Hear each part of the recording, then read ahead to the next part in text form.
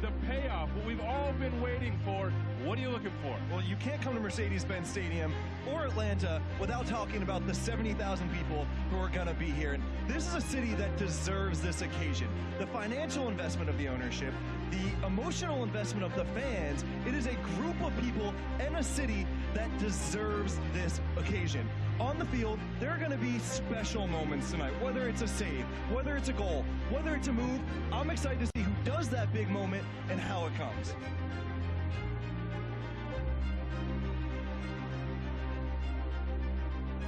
We knew it would be special in there. We knew that the crowd was going to bring it. I had said before the game that I thought it was going to be the biggest MLS game that I've ever played in. There was a different flair to this game. You could different feel to it. You know, you could sense it. You go in the stadium, you actually see the away supporters there as well, and you just see all the fans being really it's like so emotionally invested already, like a few hours before the game, which, you know, it definitely had a different feel to it. This MLS Cup is Atlanta's to lose because Atlanta is the MLS Super Club. It's not LA, it's not Seattle, it's not New York. This is the club by which all others are measured. There is as many people that love this team as hate this team, and what they have done over the last 2 years is remarkable in terms of the level of relevancy, the level of success that they have had on and off the field. But now they need that exclamation point. I'm telling you right now, Atlanta is a better team than Portland. I know it, Atlanta knows it, and guess what? Portland knows it. But Atlanta, you gotta take it. You have to take it and give this city the title that they are craving, because you know what? Portland is not gonna give it up without a fight. Hold nothing back. The season's over. This is the last game of the season. You're playing the biggest game of your life, biggest game of your career for most of these guys. What I would tell them is, don't take it for granted, because these moments do not come around often. I played in one MLS Cup final in 13 years. We lost, and now I haven't been back. And it's very difficult to get back. In professional sports, getting to finals sometimes is the hardest part. MLS Cup 2018 between Atlanta United and the Portland Timbers in front of more than 70,000 fans here in the South is underway. The first 5-10 minutes, I think, were very, obviously, you know, it's a final, you know, it's very, very emotional, and people, you know, both teams weren't at their best at that time, you know, like it's just a lot of like feeling each other out, and then you kind of go from there. Gressel down behind the play. Garza saved the cross in on their own, looking for the overhead. Antonella able to make the save and knock it away.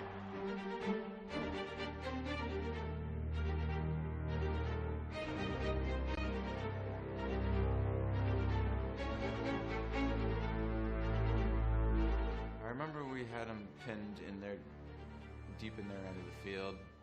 Their striker had checked to the ball, and they didn't have anybody else really up high, so I was free to go with him and then try and pin them in. And so, you know, he had a few yards on me, but his first touch was a little bit heavy. We had seen on film, and I had even talked to Brad before the game, that when he checks, he likes to turn to his right. And so I figured he would, so I was on his right shoulder. I saw him look that way, and I knew he was going to try and lay it off, so I just slid to try and block the pass. You know, and from there, you know, we're fortunate that it lands at best goal scorer's feet in MLS history. Good tackle by Parker. It's almost going to fall for Martinez. Antonella trying to get there. Martinez finishes the giveaway at the back. The opening goal of MLS Cup 2018.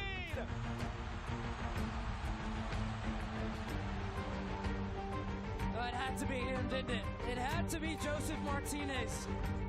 About a half a second, I thought, okay, surely he's going to be offsides. He can't be that wide open and have the ball at his feet. So he's going to get called for offsides. Linesman kept his flag down. And then at that point, I knew Joseph would take care of business and do what he always does and put the ball in the back of the net. Parkhurst reads it, he makes the challenge. Ridgewell can't get there then. And then there's the calm, there's the composure from Joseph Martinez. And that is why he has 34 goals this season, because it just slows down for him in these moments.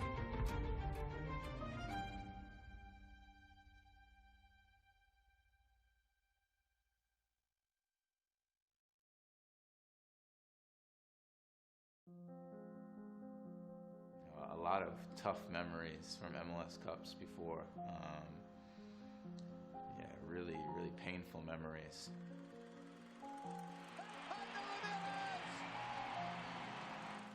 Houston has won the 2006 MLS Cup. And for the third consecutive season, the New England Revolution go home heartbroken. That is it.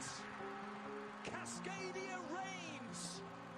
It's a first for the Timbers, a first for the Pacific Northwest. You don't know how many opportunities you're going to get. And, after 2015, I thought maybe, that was my last chance. Lo que pasa es que antes de comenzar el partido yo le dije a Miguel que el partido lo ganaba él, que tenía que disfrutar este partido, puede ser uno de los últimos que íbamos a estar dentro. Le agradecí por todo el año que tuvimos, le agradecí por su amistad y que por favor me hiciera salir campeón.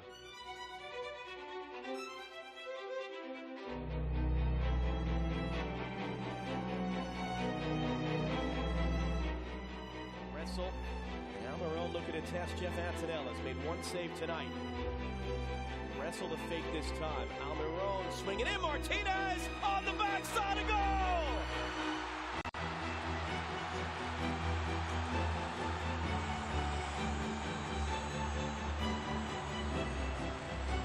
Well, never mind your Martinez's and your Almirones. How about right back Franco Escobar putting Atlanta 2 up?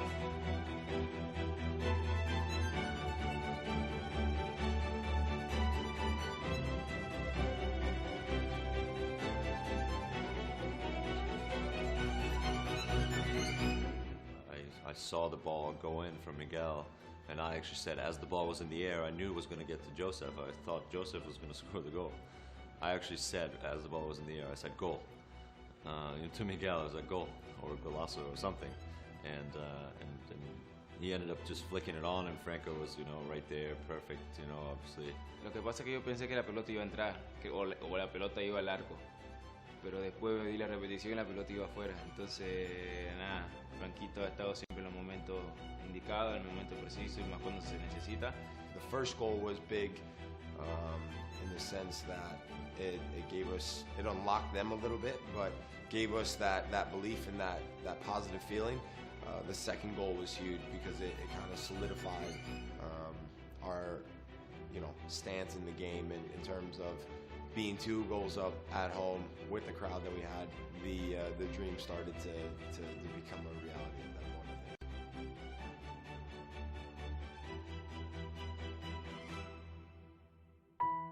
73,019, a cup record, a playoff record, an overall record. They got their phones out with the lights. This is special.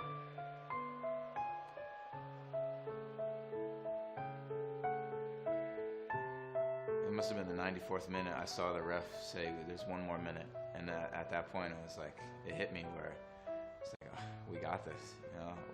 We won. Like, I finally got it. So when he blew the whistle, it was just such relief, such joy, a combination of the two. In front of a record crowd at the end of a record-setting year, Atlanta United, in just their 2nd year of existence, have won MLS Cup.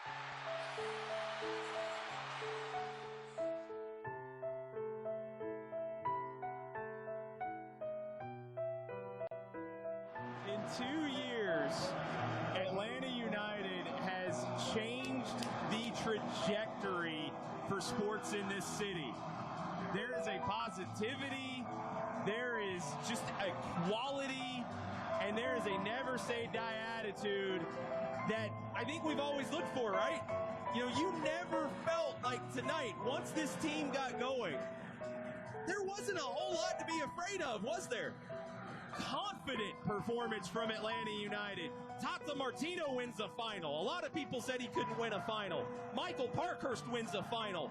5th time at MLS Cup, Michael Parkhurst wins that final. And what might be Miguel Almiron's last time here, he goes out as a champion as well. Unbelievable performance in the final. Atlanta United gave you championship.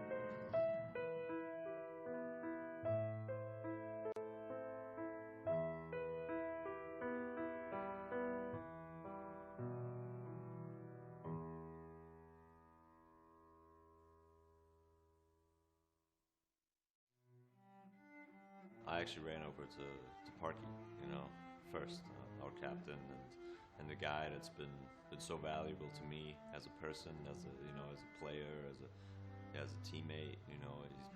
I've leaned on him quite a bit, and he's been amazing. And after having lost 4 MLS Cups, I think he's a guy that deserves this really more than anybody else. To be a part of this team, this club.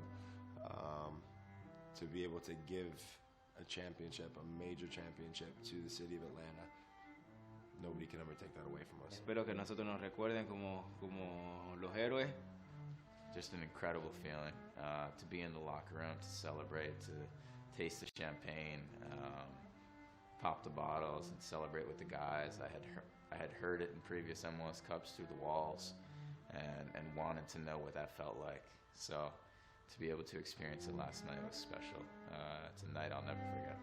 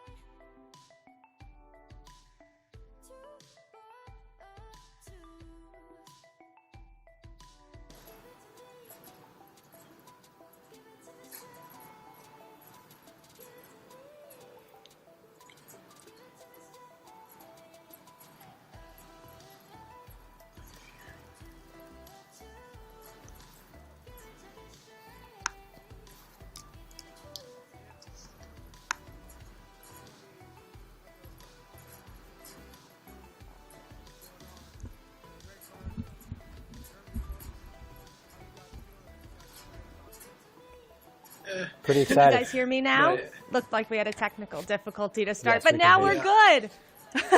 Charlie, I appreciate you just picking me right up like the good teammate that you are. Okay, so for those of you that didn't hear me, hello and welcome. This is MLS Classics Remix. I am Jillian Sakovits, joined by Charlie Davies, Greg Garza, Jeremy Ebobisse. So we're going to be watching the best matches in the 25 years of Major League Soccer. But we do it a little bit different. It's very cool. We do it with the people who lived it, breathed it, and made it all happen. And today's treat, the 2018 MLS Cup between Atlanta United and the Portland Timbers. Let's dive into our guests a little bit more here today. Jeremy Ebobisse, forward for the Portland Timbers. Greg Garza, now with FC Cincinnati, former defender for Atlanta United. And my friend and colleague, U.S. men's national team, and MLS's own Charlie Davies. How is everyone doing today? Doing well, thanks. Pretty good. Considering we're all well, separate. Yeah. Relative. Trying to stay healthy. Trying to stay healthy.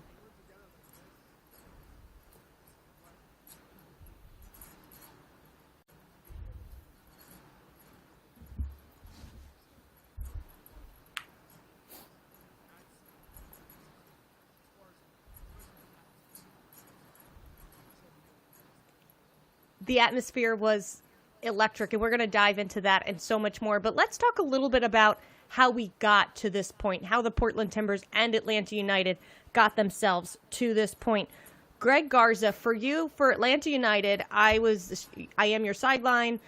You were such a credible part of that team. It felt like destiny, kind of the entire year. There was a magical feeling. Can you kind of take me through the playoffs for Atlanta United and how you were feeling on that run? Obviously, you guys got to skip over the knockout round, but you had to go through NYCFC and the Red Bulls, and you made it look easy. Yeah, I think you said the right word. Destiny was definitely what it felt like through that whole entire playoff run. I do believe there was one huge lesson for us right before the playoffs started was the decision day and the defeat we had against Toronto in Toronto, and that was really the wake-up call right before really starting the playoffs. And I believe after that, we started off with New York City playing a really good game, and I think beating them away 1-0 and then coming home and having the confidence to pull that win off at home, and then a huge revenge moment for us against Red Bull, who had won the Supporters' Shield. So I think even before that game even started, before that series had even started, we knew there was only one way out of that, and that was defeating them and getting to the MLS Cup against Portland. When we were in Toronto for that 4-1 loss in Atlanta, by all accounts, kind of threw the Supporters' Shield away. I know all of you guys would call it that. I remember Dan Gargan, our analyst who won it in 2014, saying, you know what? If they win MLS Cup, no one's going to remember who won the Supporters' Shield in 2018, and that's exactly what Atlanta United went on to do. Jeremy, let's talk to you for a little bit, because the Portland Timbers had a very different route. They finished that year 5th in the West, 8th overall, but then something seemed to click so late season for you all. What was working for the Portland Timbers, and what made you guys able to squeak by? You did it in the knockout round. You did it in the semis against Seattle. You do it in the finals against SKC, and you just get by them and you became this road warrior team in the postseason. What was it? Yeah, I think we had a lot of adversity at the beginning of the year, and then we found a good stretch of play where we were unbeaten for 16 or so games. And then again throughout the summer, it was just backs against the wall, couldn't get a result, and we kind of had to come together at the beginning of September saying, this is the point of inflection where we either go on and can make a run and catch that momentum, or our season kind of falls apart. And I'd say from mid-September or late September on, that's where we were. We were hot, we were united. Through the moments of difficulty, through the bad moments of play, we found a way to hang in there and get to MLS Cup, and ultimately that's what we felt would carry us through to the final and hopefully a championship, but it wasn't to be on the year.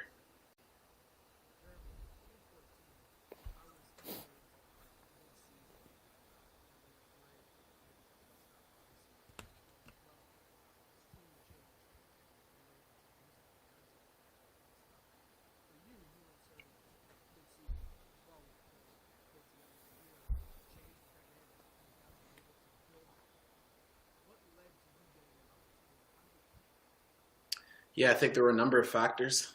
Starting the year, we had Adi, who's a record goal scorer with our club and had done so much for the city. And then we also had Martinez, who's in a strong position and pushing for that spot. And a series of events led to Adi being traded from the team, and then Martinez maybe not being in the best moment.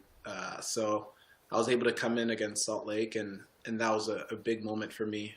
And then the 2 weeks before against Colorado, and just being a team player, I think doing the dirty work for the team from up top and setting the standard in that regard. And that allowed me to kind of push on into the attacking side of the game as well, get some goals that our team needed, and carry on into the playoffs. Let's take a look at both sides' starting 11s. Interesting routes for both teams, but very, very different. First up, Jeremy, your Portland Timbers starting 11, led by first-year head coach Gio Savarese. What was it about this group, and what kind of stood out to you about this 11 that you guys had kind of going for most of the playoffs? I believe the only player was Mabiala made his return in this game after getting injured against FC Dallas in the knockout round. But this was very much your core best, Gio's best 11. Yeah, I think, again, after the summer and getting together, we realized that we needed to be united on the field if we were going to accomplish anything. And I think once we put out this lineup, everyone was behind this lineup, from the guys on the bench to the guys who weren't in the squad, and believed that this was the best opportunity for us to go far. And then if any of their numbers were called, they knew that they would contribute to the cause as well. So this sense of unity that was reflected in our team spirit on and off the field really propelled us to challenge for the MLS Cup. And I covered MLS Cup in 2015. You had a number of guys there who won the Portland Timbers first title in 2015, guys like Chara, Ridgewell, and so on. All right, moving on to Atlanta United's starting 11, led, of course, by Tata Martino. Greg Garza, talk to me about this. Now, we saw Jeff Larentowicz at center back in all except one match where Miles Robinson had to come in again for New York City when Jeff was injured. This was Tata's go-to for the entire postseason run. This was Tata's playoff team, and I think worked to a T with everything that was put into that playoff run. I do remember a special moment, obviously with Parkhurst, being his fifth final match to try and win MLS Cup, and then even with Darlington Nagbe going against his former team from the last year. Those were two things that we were talking about before the game had even started, of just trying to pick Nagbe's brain as much as possible on many players that we could that week, preparing for the MLS final, and then I think all of us coming in and trying to do our job for Parky to win that cup that game. There was a lot of fight going on for Atlanta United in that game. Look at this, guys, 73,019 people. By all accounts, a record for Major League Soccer in a final. An energetic crowd, electric, Greg, I know is the word you've used in the past. Jeremy, walking in here, and Arthur Blank, Uncle Arthur as they call him, nailing in the golden spike. You couldn't have written this better, kind of all the pageantry going on. Jeremy, what was your impression? You're walking in here. You guys are the road team. You've had to grind it out all season, and now is kind of a next-level test. Yeah, I mean, walking through that tunnel and seeing already the fans right there, and then the sound that was coming out of it, it just felt like a showpiece. And I was trying to insulate myself as much as possible from all the sound that was going on, but it was really hard to avoid, and that's a credit to kind of this atmosphere that Atlanta put on for the final. What a cutie. Greg, I'll get to you in a moment. Let's take a listen to Malaya Emma, the 7-year-old who went viral in the lead up to this game.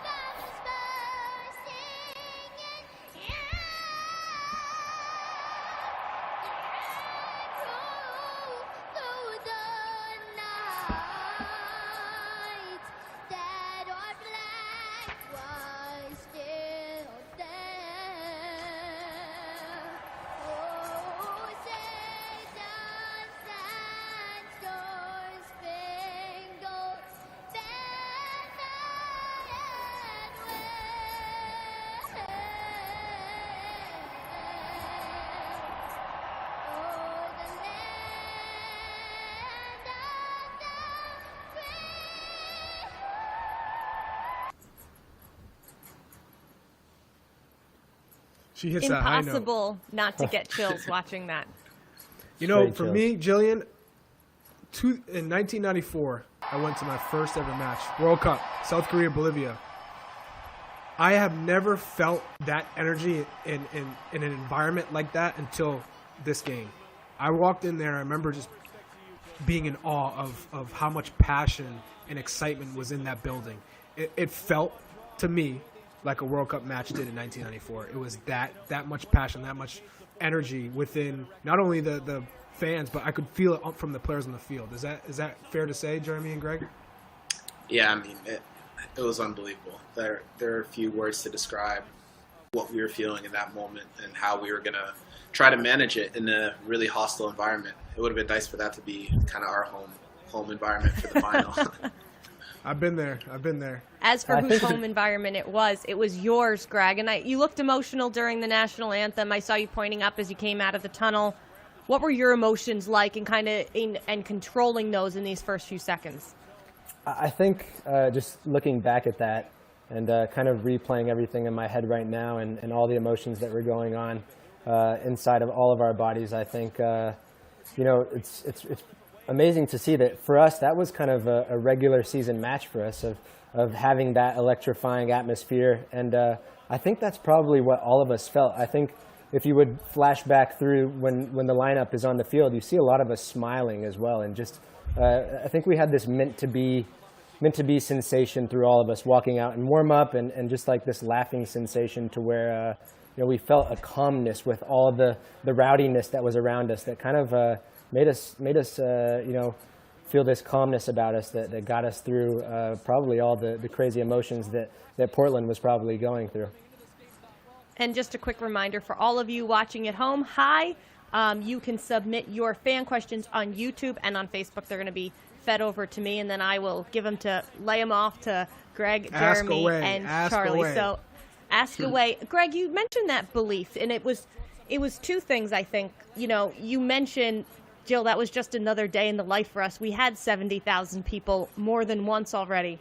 I'll talk to other broadcasters and they'll say to me, oh my gosh, Jill, I can't hear. And I'll be like, it helped me as a broadcaster because I got used to not being able to hear anything and still having to go with it, from altering my equipment, changing my earpieces, everything. I had to change everything about myself as a broadcaster to adjust to Mercedes-Benz Stadium. So it became a day in the life. But the second thing is that sense of calm and knowing everyone's role. How much credit goes to Tata Martino for that as well?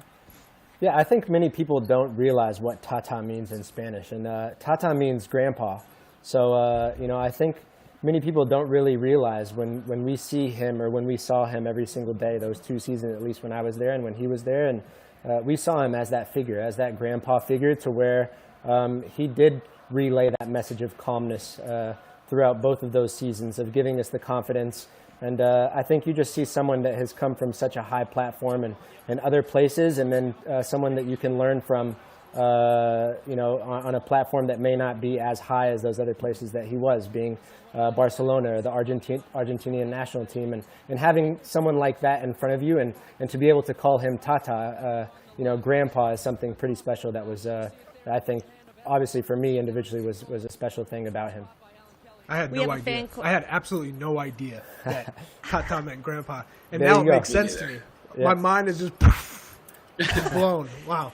That's cool. It makes so much sense because I think Greg can speak to this. Like, I know for me, you were afraid of him if you knew that things weren't going well. But for the most part, he had a very calming presence and the kind of guy that you would be very comfortable just giving him a big hug like your grandpa. So it makes a ton of sense. On the note of Tata, we have a YouTube question from Alejandro Negron for Greg Garza. What did Tata say to you guys before you took the field? Was it any message that was any different, or was it Tata's usual pregame message?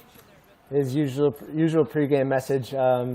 Goodness, we actually spend quite a lot of time at that stadium because South Americans are used to they call the word concentrating.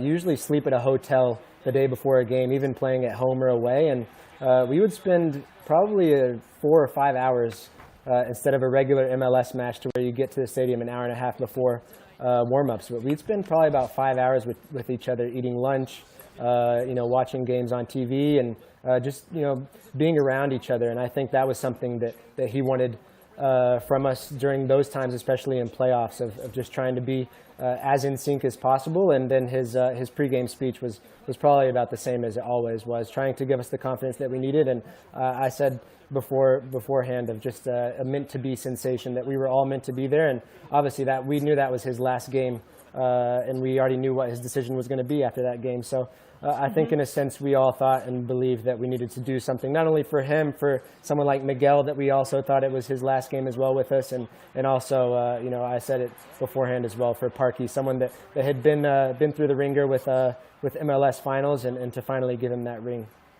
Jeremy, for you, go it's ahead, 5 Charlie. minutes. It's 5 minutes in. Is this what you were expecting from the game? You talked about the dirty work that was required of you to be in this team, the runs, the responsibility. Is anything different, or is this exactly what you thought would happen? Yeah, I mean, looking at it, or in the moment, it felt like Atlanta came out strong, and we were just managing them. They had a chance early on, but we kind of sort of settled into it a little bit and tried to take their foot off the gas. But watching it now, it just seems a little bit overwhelming at times, where Atlanta just seems like they're going for it and like they know that they're going to win. It's definitely a different perspective watching it back. This is one of my first times really getting the full look. So funny to be watching a game back. Greg Garza, you admitted to us before this feed started that you've never actually watched yourself for an entirety of a game after the fact. Is this a little surreal now to be, it's no film, there's no coach telling you anything, you're just watching? It is, and I think one thing for me, probably, as we said before, the emotions that are going through all of us, there are probably some plays I don't even remember on, whereas another game I could tell you everything that I did that game, but I'm sure I'll probably watch some certain plays here that I said, what was I doing, or oh, that was actually a good play, because I'm not a huge fan of rewatching games, and I think that for myself individually, I usually remember what I did wrong in a certain game and what I did well in a certain game, and try to take that into perspective for the next one that I play. But this one, there were probably so many different emotions going around in my head and in my body that to me right now, it was probably all a blur in that time frame. Did you think that they were going to sit back and defend? Like, coming into this game, you're the favorites. You have Miguel Almiron and Joseph Martinez, Joseph, who's had an MVP season. Did you expect them to just sit and look to counter, or did you expect maybe they'll switch things up and try and come out and attack us?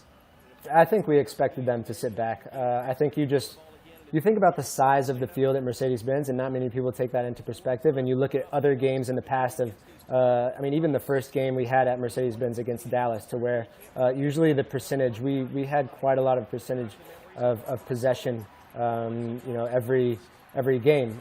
In this game, I'm not sure if we have more percentage of possession. It was pretty even. Portland. It was like 48-52. Hold on, I'll grab it. Keep going. I think Portland may have had more possession than we did, just given the fact that, getting the goal at the 39th minute or right before halftime, I think. But other than that, I Portland, think, 48 Atlanta. There you go. So, yeah, I think maybe them sitting back in the very beginning was something that they were used to doing during the whole entire playoffs. I don't know if, Jeremy, you can correct me on that, but I think you guys were kind of that counterattack team during playoffs, and it worked for you guys. Yeah, I think we found a good rhythm, setting up in the mid block, trying to confront our line of confrontation, probably 10 yards outside the midfield line. And then obviously sometimes we got pinned back, and that's a space that we were really comfortable in, and building out of that as well once we got on the ball. We were dangerous and created a lot of opportunities, so that's a pretty accurate reflection. What was your goal, J-Bo, as far as were you trying to get into the channels? Were you, do you think you didn't need to come back and check more to combine? How did you think you were going to have success in this match? Yeah, I was expecting a game where Atlanta was dictating with the ball especially, and so I was getting ready mentally for a game where I wasn't going to touch the ball much, and just to be in the box, in and around the box, and try to get on the end of one chance and make that be pivotal. And then on the other side of it, just trying to make it as hard as possible for the defenders, whether it was challenging for aerial balls, running the channels, whatever it might have been. I wasn't expecting this to be the prettiest game on our end. We talked a lot about Tata Martino, Jeremy, but Gio Savarese, obviously a veteran coach, but a first year in MLS here, and he brings the team to the final. You're a young guy. You're kind of coming on the squad. What was your experience with Gio and kind of his evolution throughout this year? Because Portland got off to a rocky start, and then you guys found your groove. What was your experience with Gio, and what type of guy is he pregame? Is he grandpa, or what's he like? He goes through different phases pregame, I'd say, but largely he's intense and he's a motivator.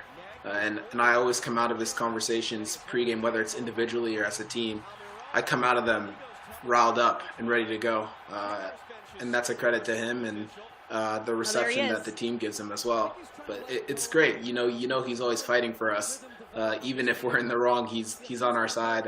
But he'll tell us the truth one-on-one. But no, I think he's made this team even more of a family. Even in the first year, the camaraderie and the enjoyment around each other, I definitely noticed that was definitely a positive. Is that little Garza? Special appearance. Little Garza. One of them's behind me right now. For those of you watching, Greg Garza just welcomed baby number 3 into the world. Right, Greg? Congratulations. Yes, sir. Congrats. Thank you. Thank you. The Garza fam is growing. Oh, yes.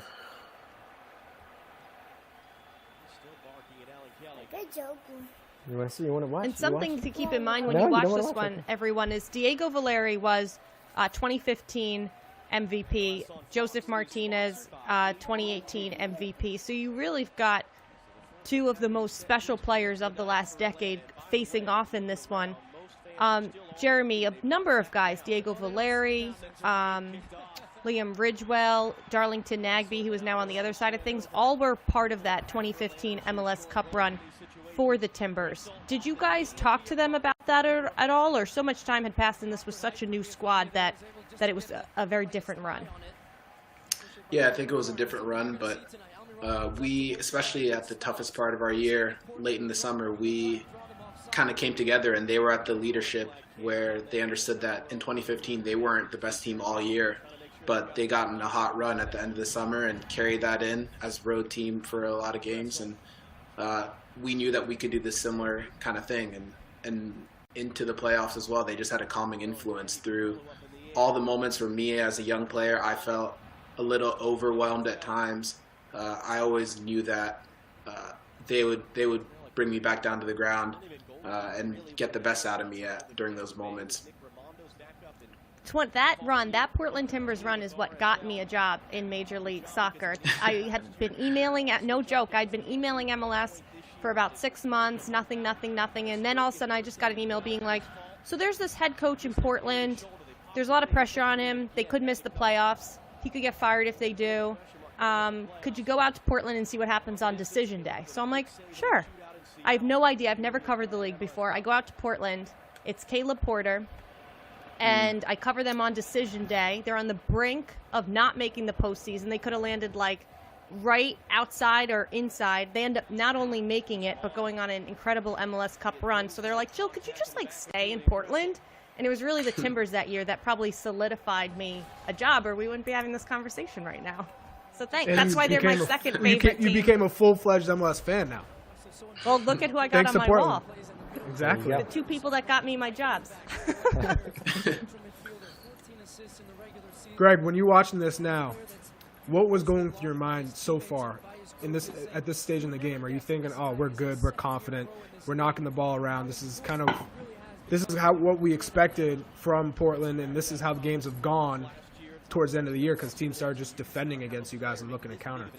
Yeah, I think this is probably one of the only games throughout the playoffs to where we didn't play that sloppy. You know, I think throughout the whole entire playoffs we worked a different way, and this was the first game, I think, throughout the whole entire playoff run that really solidified back to what our real game plan was before the playoffs had even started. So I think going through these first 15 minutes of the game and feeling confident and thinking we're knocking around the ball, as you said, I think that really gave us the confidence to just keep building off of that and find some ways and some rhythms to get closer to goal. Let me ask you both foul or no foul that Mabiala tackle on Joseph. No foul was called. You think it was a foul? Oof. For the amount of VARs that are at the Mercedes-Benz Stadium, who knows? Who knows? I'm a forward, but I play for Portland, so I'm conflicted. You know, if I'm in that position, Jeremy, I want like the foul. I'd want that foul if I were a forward for sure. But I was happy that it was 100%. I'm calling for a PK if I'm the striker in that situation. But probably that's 99% of the time you're not getting it. Right. That's one of the things that some of my teammates in the past have tried to get a little more out of me, where they say I don't go down enough. Whether it's on the halfway line when I'm trying to hold the ball up or in attacking positions, they just say that I'm too honest. So maybe that's something that it's probably time. Look at your size, buddy. Look at your size. You don't need to go down. Just fly out to Boston and I'll give you a tutorial on how to go down easy. Greg, the center backs are big in this league. Charlie, I think we just came up with some new quarantine content. How to go down. How to go down. How I to got sell you. it too. Or maybe I'll fly out to Portland and I'll just show you. Okay, in this situation, you go down. Okay. Yeah, Gio might appreciate that. I've been told in specific scenarios, and it's not natural. So, and the last thing I need is to just do something flagrant that's just like not needed. We'll in the make game. it natural. We'll make it natural. Charlie, you're scaring me. Jeremy. Yeah, I remember there was really one special moment that I do want to point out before this game was Zarek Valentin is probably one of my best friends within soccer, and I've known him since I was about 12 years old, from the very first U14 Boston camp, where there was probably about 150 of us way back when. And I think right before this game, we were just texting back and forth, and we just couldn't believe that after this long, you grow up together, you go through different stages together, in residency together, in Bradenton, Florida, move all over the world, play in different places, and then, something like the beautiful game brings you together at such a special moment. And I think even before the game and then right before the kickoff, we just looked at each other, started smiling at each other. He's playing right back, I'm playing left back, left wing back, so we're directly against each other. And tell me you guys ran into each other at least once. Oh yeah, at least once. Before this, do you remember the moment in the game? But in the game, do you remember? In the game, moment? yes. I think there is a moment that I did slide tackle him. Maybe in the first half. We'll see. We'll see coming up here in a bit. Okay. Did you win the challenge, or is it a foul? I think I won the challenge. Oh. I'm gonna have to let Zarek know about that one. Talk to me about Almiron, because now we're seeing him have success with Newcastle. What type of player was he, and can you compare him to anybody else you've played with? The lizard that runs on water. Have you ever seen that? Yeah. That's Miguel Almiron for you right there, bud. I love that. I've never seen someone faster with the ball than without it, and that's Miguel. From his 0 to 1,000 speed when he gets the ball is unreal. It's I think having the patience that he's had in the Premier League and finally coming out of his shell. Obviously with the huge pandemic, we can't watch him that much anymore. But I think this season has been an outstanding season for him so far. You mentioned Miguel. We have another question, Greg. This one's for you from Tommy Moose on Facebook. They showed before this game started Michael Parkhurst's MLS Cup history. Making it to a final. Was it 3 or 4 times? And 3 straight. 4 times. 3 straight. Sorry, 3 Charlie straight, but 4 times in all. Sorry, yeah. Charlie. Yeah. 4th time's the charm for Parky. Was there talk in the locker room to win it for Parky? For sure. I think that whole playoff, that final week, was I recall there were many moments at the training facility where you just have Parky looking out the window and looking at the field all by himself and just kind of probably reminiscing all those other opportunities that he had, of winning the championship and lifting up the trophy. And I mean, by far, probably one of the most special people that I've ever worked with and to have as my captain in my whole entire career. So for all of us, I think that was definitely, even for Miguel, even for Joseph, guys that, with enormous talent and knowing that it was probably essentially their last game as well. But, I think that we all looked at him right before that game, even in the little circle right before the game had started, and say, this one's for you. We got this one for you. You know what I liked watching with Parky and the guys is, what it was like, Greg. You were a very important player because you speak English, Spanish, and Portuguese, right? So you could communicate with the whole gamut of guys. You and LGP would have been another one. But even though maybe Parky doesn't speak Spanish, he was able to bring a sense of calm like any captain should. Joseph kind of felt like he could go to him. You'd see Miguel go to him. You'd see Escobar go to him. But then you'd see a young guy like Jillian go to him. Like, Parky was kind of that we say Tata's the grandpa. Parky was like the grandpa on the field that like everyone could go to from the sideline. That's what it looked like. If they wanted a call, they went to Parky. He was the dad. He was the dad. He probably has his dad bod on point right now that he's retired. But he was definitely the dad during both of those seasons. And to be honest, I think by 2018 everybody had already learned Spanish from the previous season that was there. So, Jeremy, who was that for Portland? Who was that guy for Portland? Which guy? The grandpa or the connector? The guy that everyone could go to, the guy that everyone could confide in. If there was an issue, you could go to him and he would sort it out. I think, I'm not going to call him, the grandpa or the dad, but Zarek Valentin was definitely the uniter within our team. Fluent in Spanish, fluent in English, and culturally just a chameleon, could just fit in any circle that he found himself in. And I think that we all found comfort with him being on the field, him organizing us, and him just being someone that people around the league also respect as well. So I know for me as a young player, he had my back in a lot of moments and helped me get a lot better. So that's definitely my guy. Greg, you picked the good ones, huh? He's probably one of those guys that if you don't love him, you're probably asking him to be quiet because he will talk your ear off. That's for sure. Jeremy can back me up on that one. I sat next to him in the locker room for 2 years, and I like to talk too. So I think the person next to both of us was probably like, all right, we need to separate these two. Which was actually Nagby my first year. Greg, what would be your most impressive win this year, outside of this match? What do you feel you guys were really tested? You had to dig deep, and you got a result where on other teams you probably wouldn't have been able to do it. Our biggest win that year, I'm gonna say our loss, which was probably our win for this MLS Cup, was losing two losses within that season.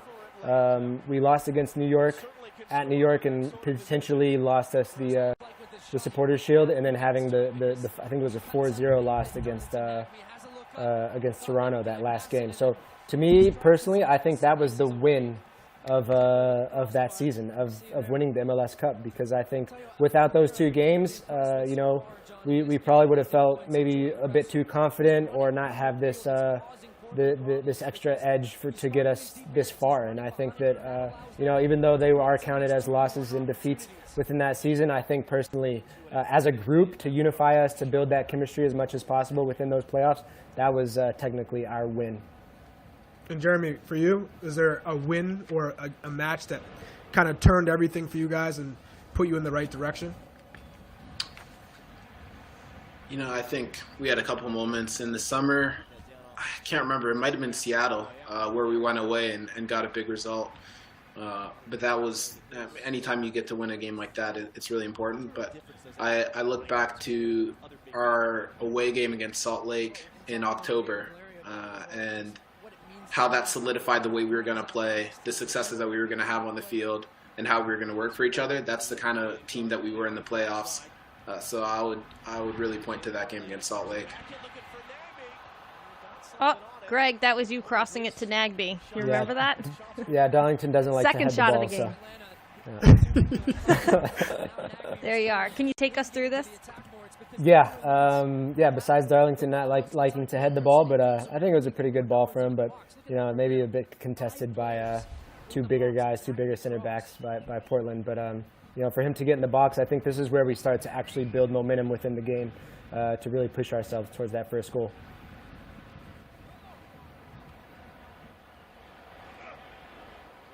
You were talking before we were watching those first two shots of the game about that Decision Day game, and I know so many guys on Atlanta United would say, had we not lost Decision Day, we probably wouldn't have won MLS Cup. Tata Martino, I've never seen him so disgusted as I did post-game in Toronto. Because it was, by all accounts, we were all going there. We were in a celebratory mood that we're going to be supporting this, celebrating a supporter shield, covering a supporter shield for you all. Did he say anything to you all in particular, or he didn't need to? Sounds like he did.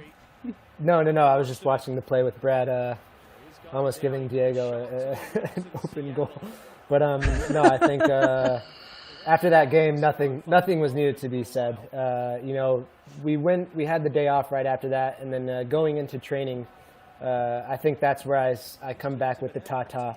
He definitely put in that grandpa look to his face of, I think, just more of major disappointment of us losing that game and not achieving which was our first goal, and it was kind of probably one of those looks and not so many words of saying, look, this is now your second opportunity, your second chance to show me what this team is really made of. And I think in 2017 we had a great team. We made it to playoffs with our first year, and I think all of us knew that there was something more that was needed. So I think going into 2018, Tata knew the talent that we had on that team. He knew the build-up of even making the roster a bit deeper within the 2018 season, and I think whenever that season started, we knew we had a championship team and we knew what we were capable of. So I think for him to feel that disappointment in us after that game in Toronto was definitely a wake-up call for all of us. I remember going to interview him post-game because he had to do one post-game question no matter what happened, and I was like, oh no. And I always would tell Justin, the translator, what my question was so that Tata could know it, and I would just ask him the question so the viewers at home would hear it in English, and he would just answer me in Spanish because like 10 seconds prior we had prepped him on what the question would be. And I'm thinking to myself, as the team reporter, how can I attempt to be honest but also give people some hope? Because the truth was Atlanta had already punched their ticket to the postseason. So I said, what lessons can be learned here today? And Tata looked at me and he goes, no. Like, Tata Martino, being who he is, just changed my question. He's like, don't ask me about what we could learn today. Just ask me about the game. And I was like, okay, Tata's not looking for a positive spin here. Here you go. Like, if Tata Martino tells you to change your question, you change your question. That's kind of funny. What about Gio, Jeremy? Was there a moment during the year where he just let loose? You see how fiery he is on the sidelines. Was there a moment that he just comes at you guys and you're like, whoa, we need to change, or like, yeah, we believe him and we gotta basically live up to what he expects of us? We had some pretty fiery moments, I'd say, at the beginning of the year where we maybe wanted to play a way that we weren't executing properly, and we definitely had to work our problems out quickly, or else we could have seen our season go in a tailspin too early on. But from then on out, it was a pretty, I would say it was a pretty even-keeled, just regular approach from him the rest of the year. We had another some cross tough from you, moments. Greg. Yeah, just some tough moments throughout the year that he managed pretty normally for himself and just kept us in line. Greg, I don't get it here. You're serving crosses to guys that aren't known for being dominant in the air, yet they get on the end of everything. Miguel and his bicycle kick right here for sure. Yeah. Didn't want to give me any of the glory, but I mean, what a save! What a save! Yeah, Jeff Attinella really keeping you guys in this one, at least to start things off.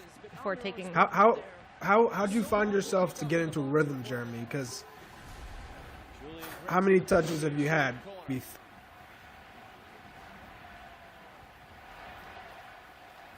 Not. Yeah. Yeah, there's. Yeah, no, it's tough to find.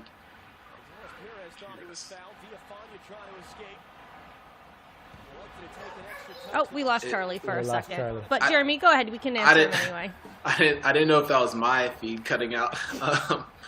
No, it was tough. As I said, I anticipated this being a game where it was going to be defined by moments, and unfortunately for me, in my young career, the moments that I anticipated didn't go my way. But it's tough to find a rhythm in a game where the other team is imposing themselves. That's something for sure. And you mentioned your career. We actually got a question for you about that from Ollie Griffith on YouTube. It's not specifically related to the game, but he just wants to know, what are your short and long-term goals for your career? For Ollie. Yeah, I mean, especially watching this game now and remembering the raw emotion. Hello, Charles. Hello. Remembering the emotions. To Jeremy about his goals, yeah. How raw they were, and how it was tough to get a smile out of me after the game. So getting back to an MLS Cup and getting the job done and playing a role in that would definitely stand as one of my biggest goals. But ultimately, I want to be at a World Cup for the U.S. and make valuable memories for the country and myself and the team. Olympics.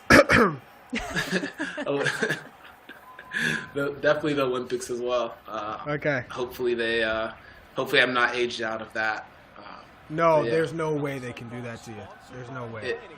I've been the 97 age group. I'm sure could speak to this too, but we've been marking down the Olympics as like our last possible tournament as a youth player, quote unquote. And so if we were aged out of it because of this pandemic, then that would definitely be another disappointment. They can't do it to you. I'm not allowing them to do that. That's just, and it's a remarkable tournament that you get to spend kind of all these years that you've spent playing with the youth national team with your group. You can finally, it's kind of like the culmination of all that hard work as a youth to finally get that chance to represent your country at the Olympic level. There's no chance they're going to prevent you from doing that because of this epidemic. They have to bump the year up to under 24 and then the 3 overage players. Yeah, I mean, I would love that. I would love that, and I think this is a special group. I mean, we were in Guadalajara for a couple days, but the trainings were good. We were all on the same page, and a lot of us have been in tough qualifiers before for youth teams, so we know that it wasn't going to be easy. But I felt that this group had the character to just overcome all those challenges and put U.S. soccer back on the right map in the Olympic front.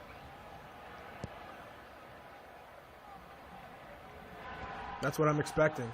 I mean, y'all don't better let do Chuck it. down. Don't let me down. Yeah, we will. And I mean, if I'm not there, or if the 97s are aged out, then whoever is there will get it done. I'm sure of that. Greg, can you talk about this year of bouncing back from injury? I mean, 2017, you're all in it, and then you suffer an injury, and it's this adversity, and you gotta get back, and then you obviously start the 5 playoff games. But talk about that whole process of getting back to full fitness. Yeah, I actually remember a pretty funny moment when we played New York City at New York City, that first playoff game, and I think I started to cramp probably around the 72nd minute, and was in the box. I think somebody was complaining, and I just hear Brad in the background coming to the ref and just telling the ref he hasn't played in 6 months. Give the guy a break, man. So I've been there. I've been there. Yeah. So. Oh yeah. So I think just showing a bit of resilience that whole entire year, trying to stay positive.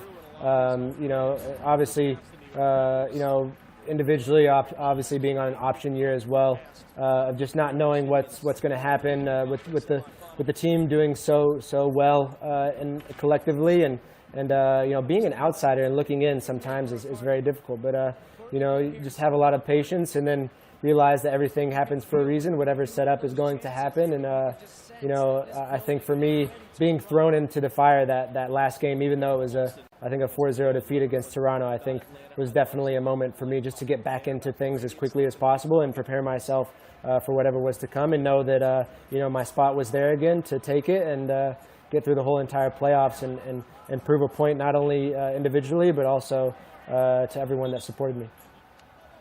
Yeah, were Greg, you ever worried about your shoulder?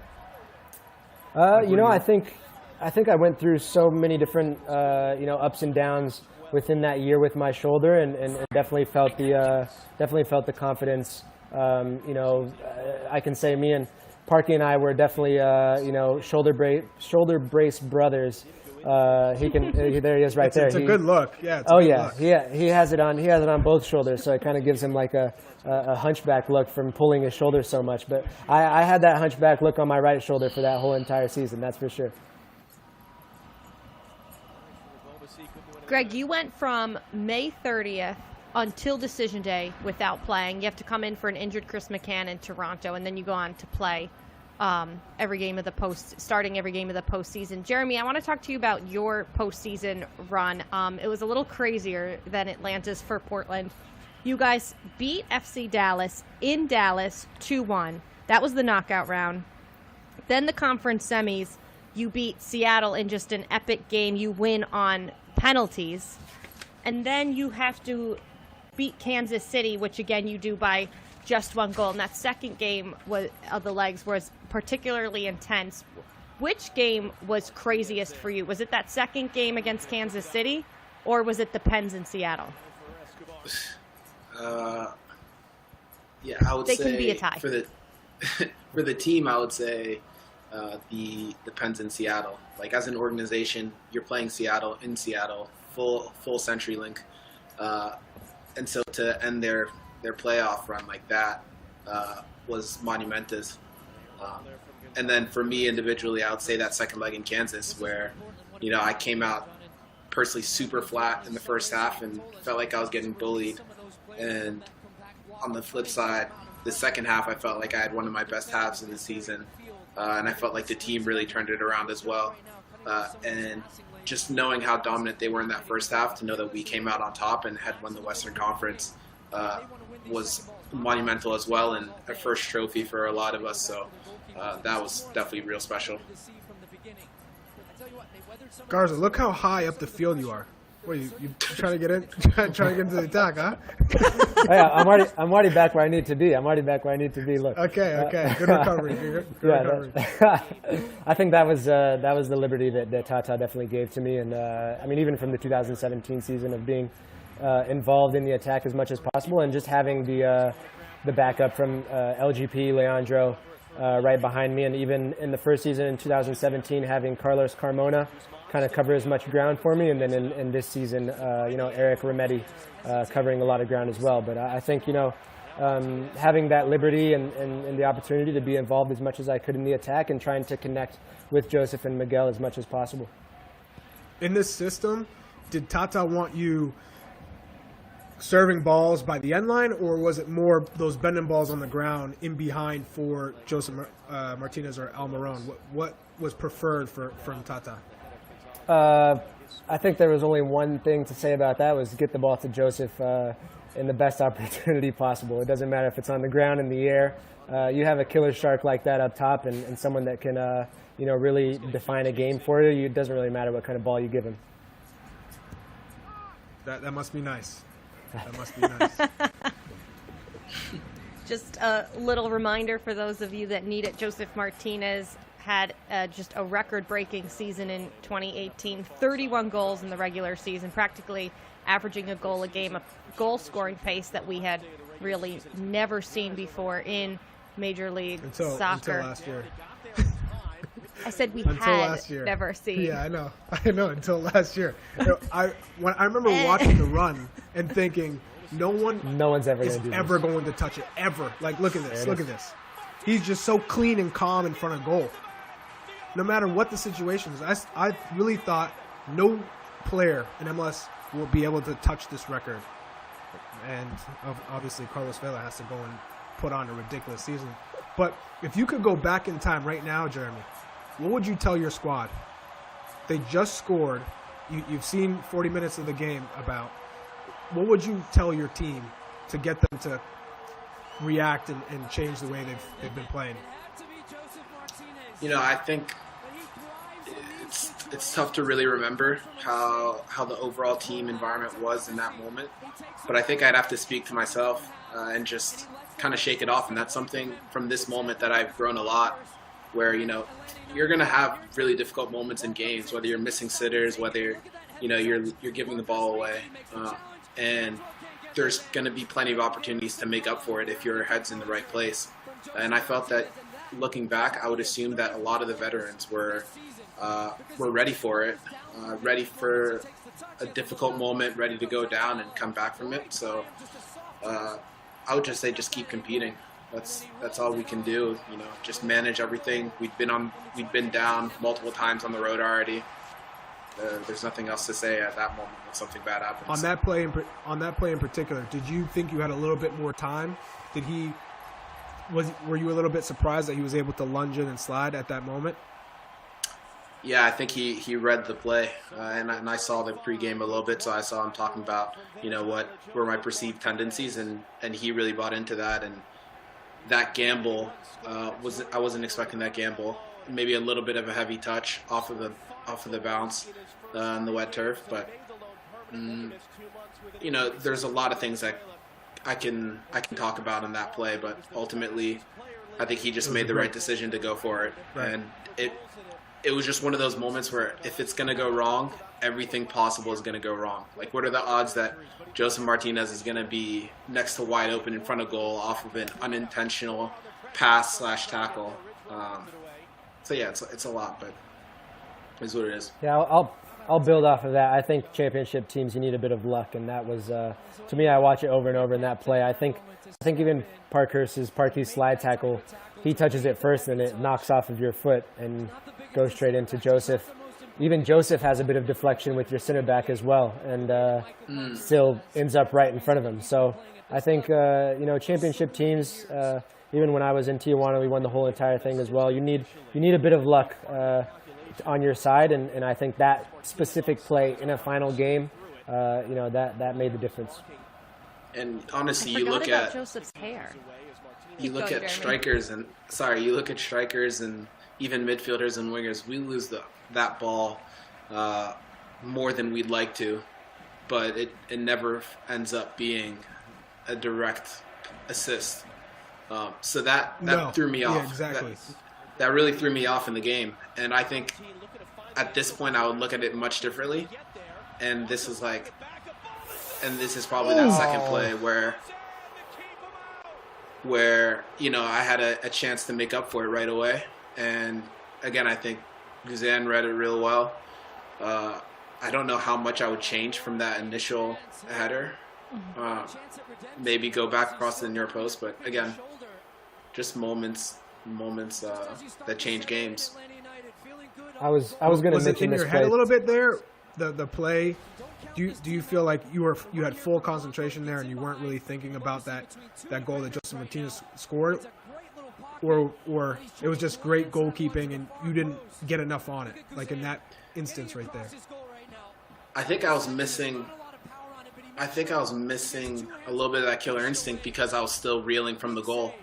And that's what I'm talking about, where, you know, you miss chances, you're going to give the ball away, you might concede goals, but you can't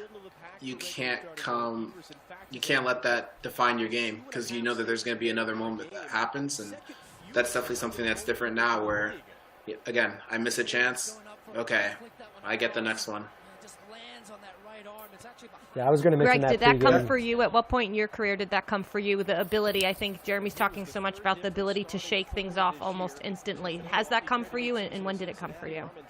Yeah, of course. I mean, I think even I'm a player that, you know, as I've grown and gained more experience, which to me is by far the the most vital thing you can do as a player is as you keep growing and just become a more experienced player and I think I can use the greatest example is Parkhurst. I mean, even on the play to where he knew where Jeremy was going to turn. He knew his tendencies of maybe going to his right, being left-footed, and I think seeing Parkey not being the most athletic, not the tallest, someone that you look as a center back and you think, okay, this is going to be an easy day for me, and he plays you right out of the park because of that experience. But I think for me personally, of getting myself into a mindset is like I said before, not necessarily thinking and going back and rewatching what I did wrong, but just knowing in a sense that whatever I did wrong, I can try and do better the next time I have the ball or the next game that I'm going to play. So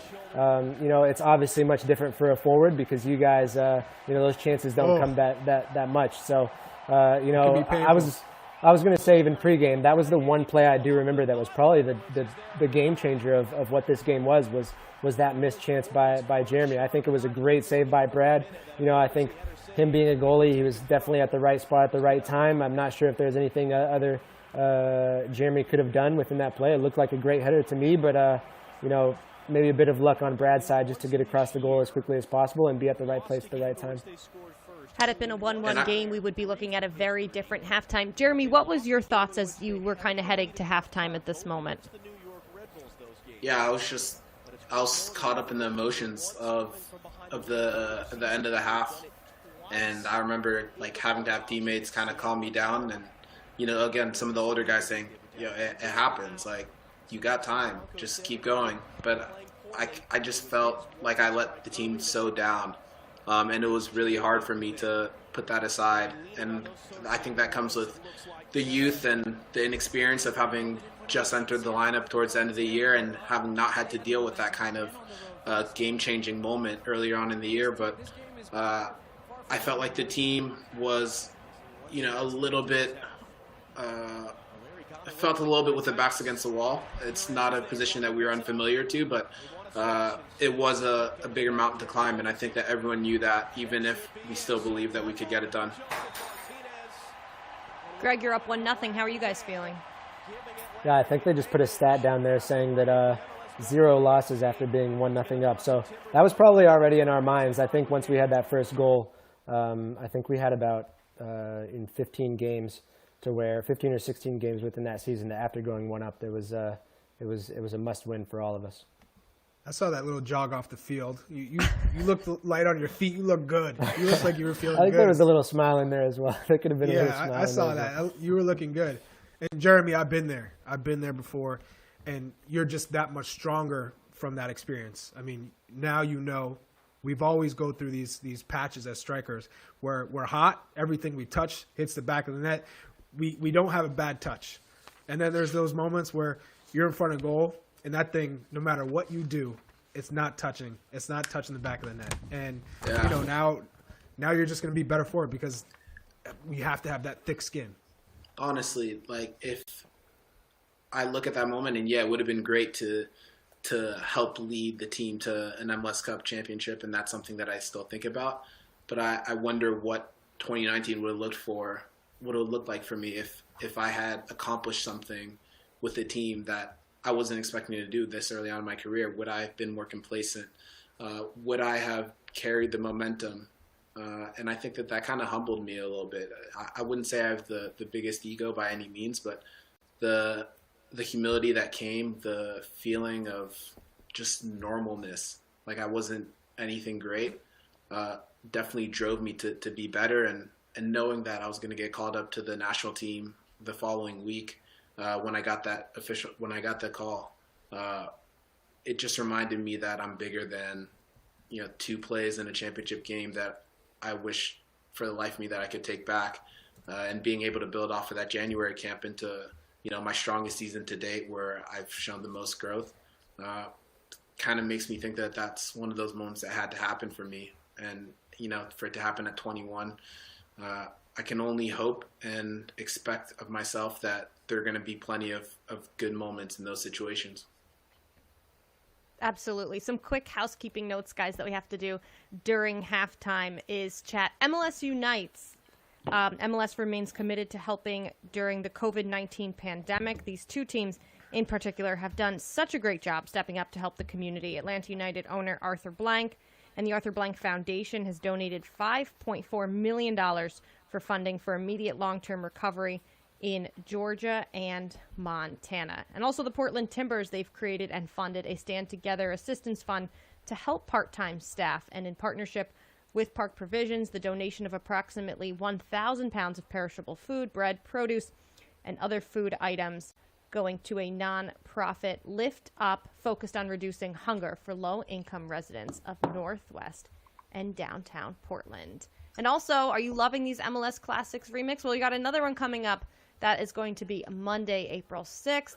Same time, same place, your computer, 4 p.m. Eastern Time.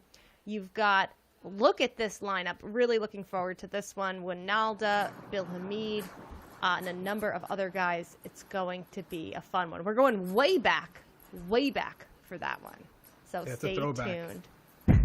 That's a throwback Monday. All right, guys. Now, as you're in the locker room at this point in the match. Do you remember what was said to you? Atlanta, obviously, you're feeling good. You're up 1-0. And Jeremy, you're saying you guys are holding on to hope that you can try to come back from this thing like you've already had to do. Yeah, that would be consistent with what I could possibly remember.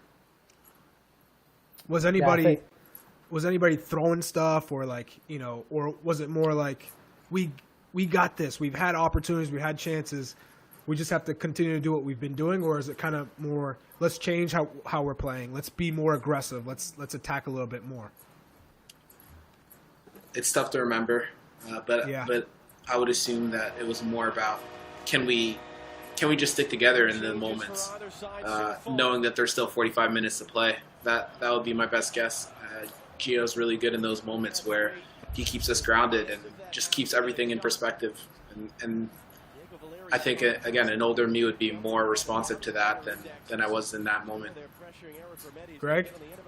Yeah, I think, Tata was very short on everything. I think, as I mentioned before, that we were kind of sloppy throughout the whole entire playoff run. And in this last game, I did feel that we did have a bit more confidence throughout the whole entire first half. And I think that's probably what Tata had mentioned to us. He said, this is the Atlanta United that I know. This is the Atlanta United that I've seen play throughout this year, and just keep the momentum going. Jeremy Ebobisse will be right back. I think they're just resetting his computer. Greg, I reached out to a number of different guys ahead of this game, some from the Portland Timbers side and some from our side with Atlanta United.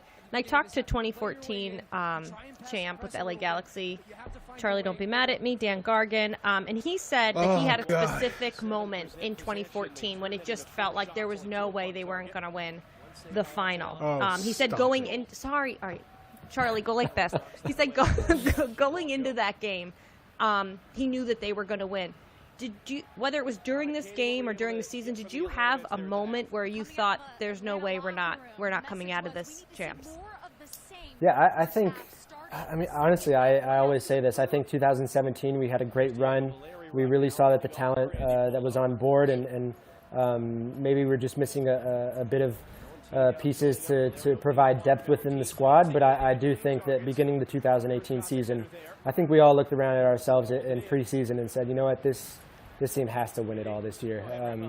We have probably the most talent within the league. We have a number of guys that just bring so much to the table, and an organization that had provided a golden platter for all of us. So I think that even going throughout the whole entire league, and then also when we started playoffs, was after that first win against New York City at New York City, we said, okay, this is our time. This is our time. And even during the national anthem and within that lineup, all of us lining up, as I said, even though the atmosphere was so electrifying, I think there was a bit of calmness within all of us. We were laughing with each other, we were smiling with each other, and not in a confident and cocky way, but just knowing that we were meant to be in that position. We were meant to be in that game, and I think, as I said, the platform was set for us to essentially win that game, win that title.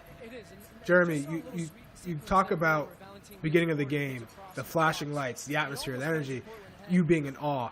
how long did it take for you to like settle right into the game? Was it once the whistle blew, the adrenaline kind of calmed down, you're able to get right into it, or it took a couple of minutes? And then explain the difference between the start of the first half and now the start of the second half for you. Yeah, I would say once the first whistle came on, I sounded everything out, and I kind of lost all the sensations of the stadium. And then the moment where it all kind of came back is that giveaway in the 40th minute or whenever it was, and it felt like all 70,000 people were on top of me, and so that just compounded kind of the internal struggle that I was going through. And then I would say the second half was we'd been out there before, so we knew that our backs were against the wall, but it was nothing that we hadn't seen before, especially as far as the environment. Jeremy, you mentioned the environment. Now, for anybody watching, Mercedes-Benz Stadium, I think, God, all the time when I am in there is closed. We sometimes have the AC on. It's very temperature controlled. But what people don't know that what was happening was there was a crazy storm occurring outside. Rain, thunder, everything like that. Not your typical Atlanta weather. And I talked to Jake Zivin ahead of this game, the voice for the Portland Timbers, and he told me to be sure to ask you about the flight from Portland to Atlanta. I assume you guys flew charter for that one. Was it a crazy flight or crazy landing or something coming into Atlanta for this game? Man, I don't want to let Jake down. Not that scared for you? It sounds like he was scared, but maybe not you. I fall asleep very easily on flights, so I'm gonna attribute it to that.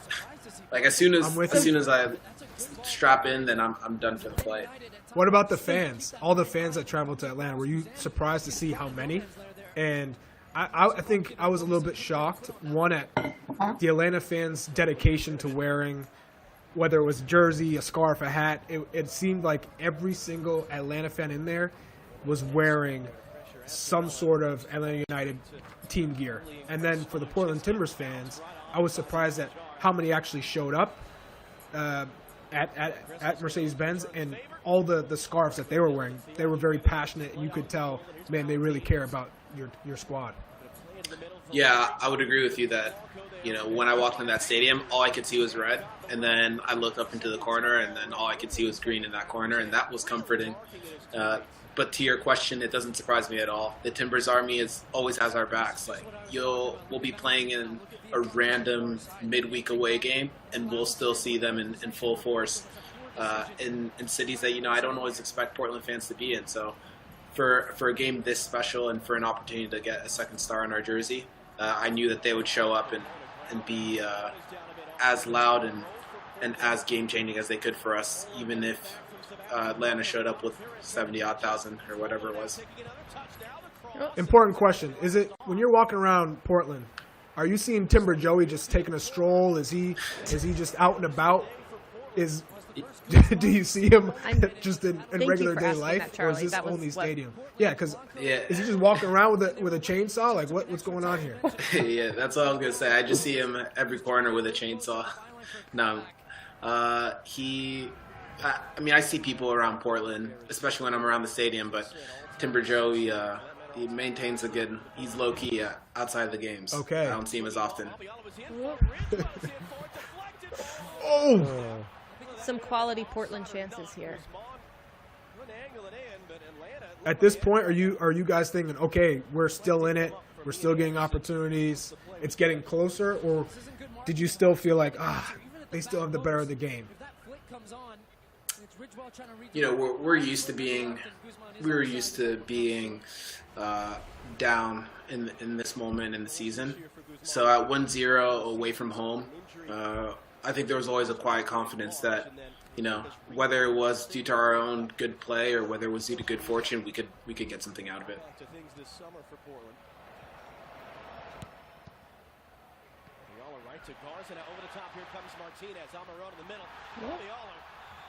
I think the goal comes from this play.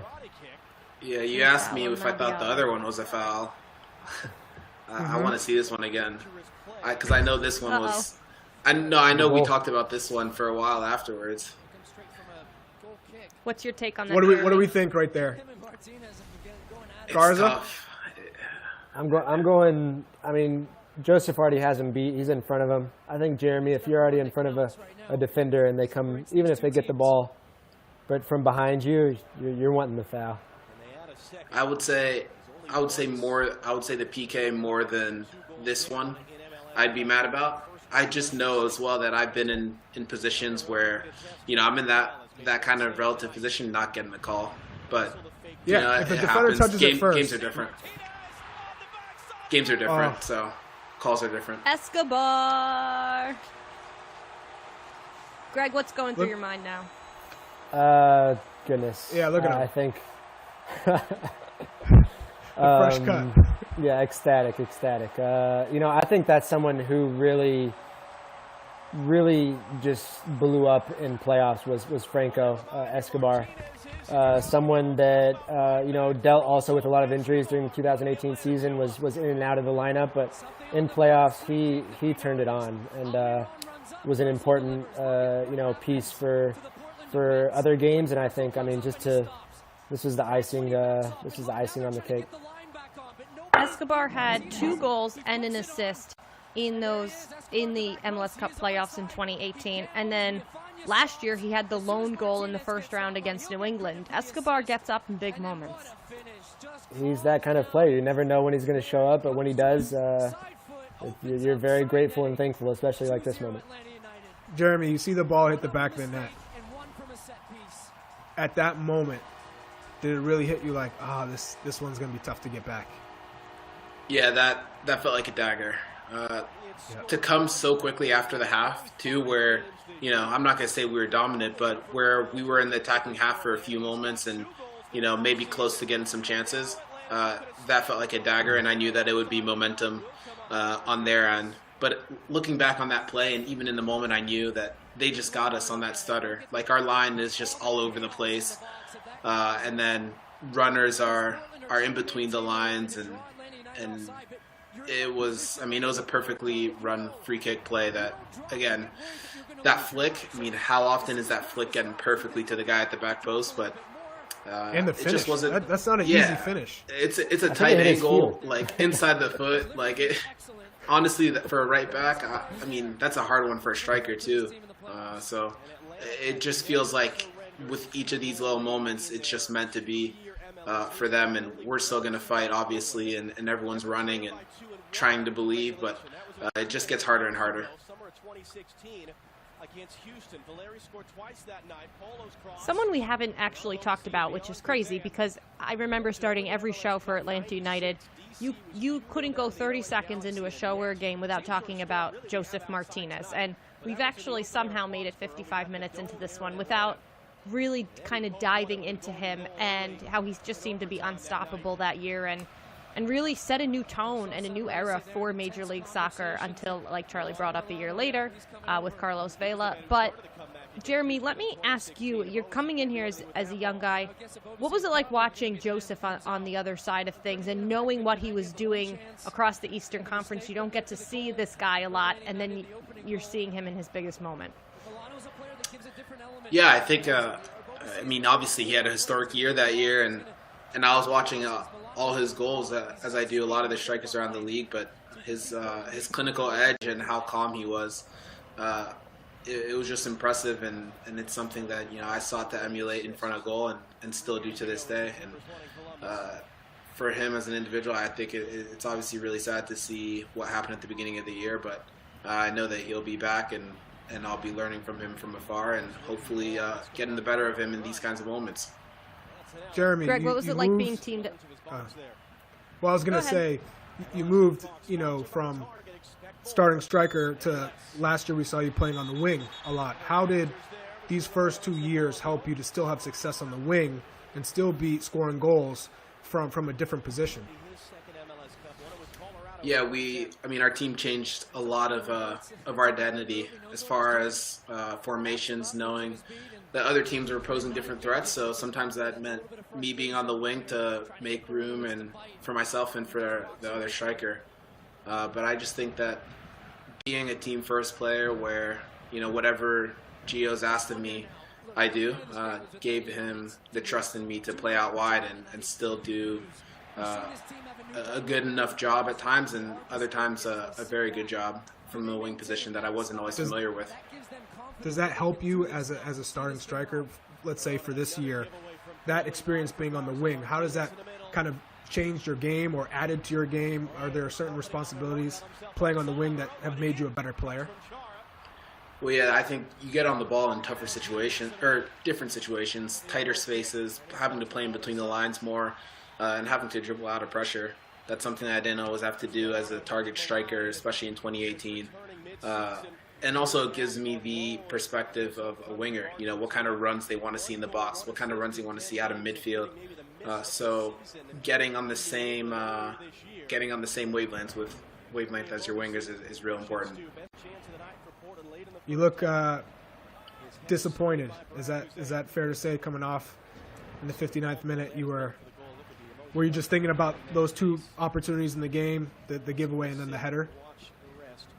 Yeah, there's no doubt about that.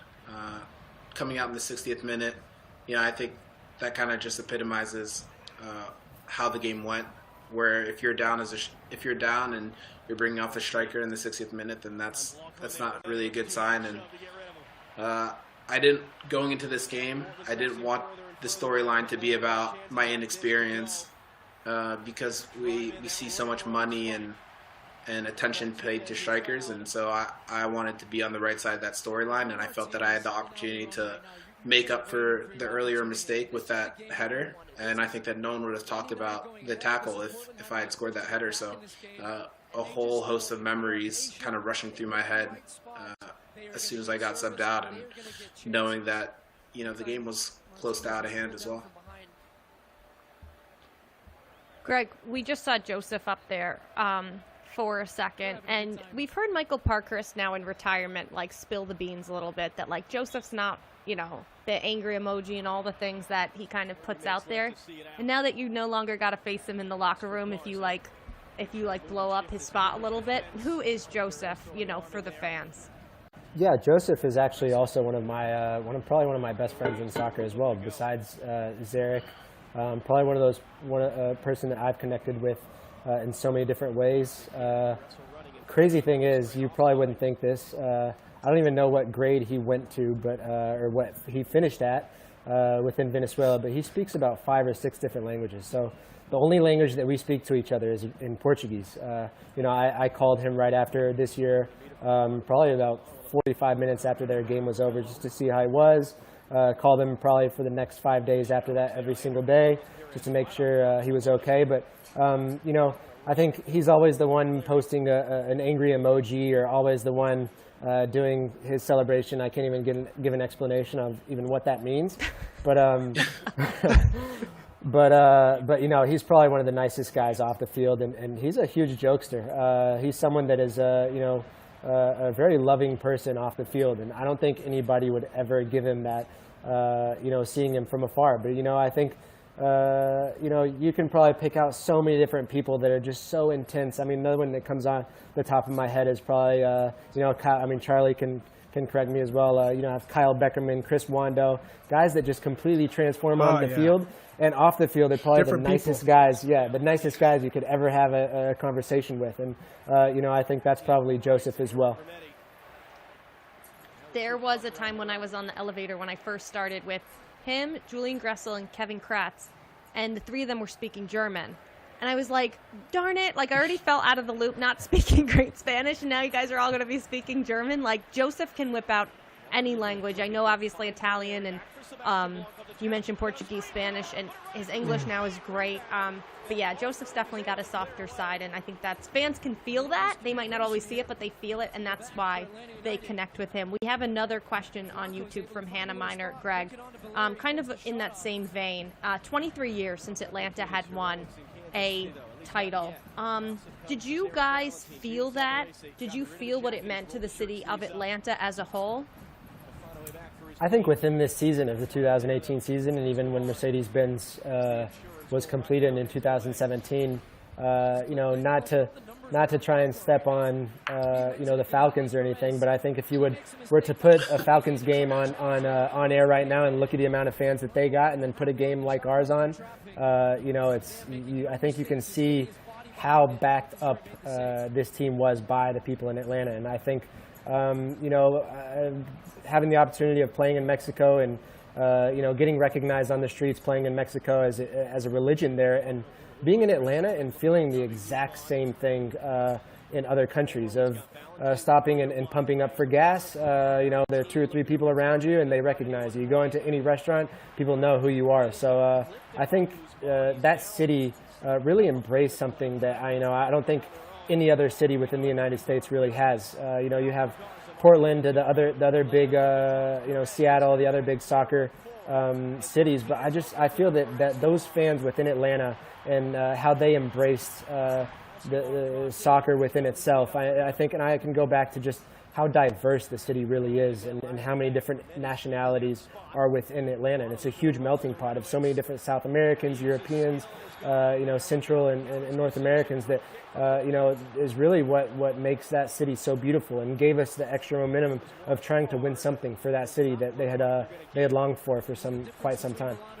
And Jillian, to second on that, going to the Benz for this MLS Cup, I didn't feel that this was a building they shared. This felt like it's Atlanta United's stadium. That's it. It's just for you. And I thought that was so impressive to go into an MLS Cup, brand new stadium that you share with the Falcons, yet there was not one single thing I saw of the Atlanta Falcons. I would have never known there was a football team in Atlanta if I wasn't like a fan of the NFL. It was just your squad. Charlie, that's such a good point because it was really the Atlanta United model that changed the whole idea for expansion teams. Remember, before Atlanta United, the idea was we want a downtown stadium, we want a soccer-specific stadium. When you look at the success, like the Portland Timbers have had a gazillion straight sellouts.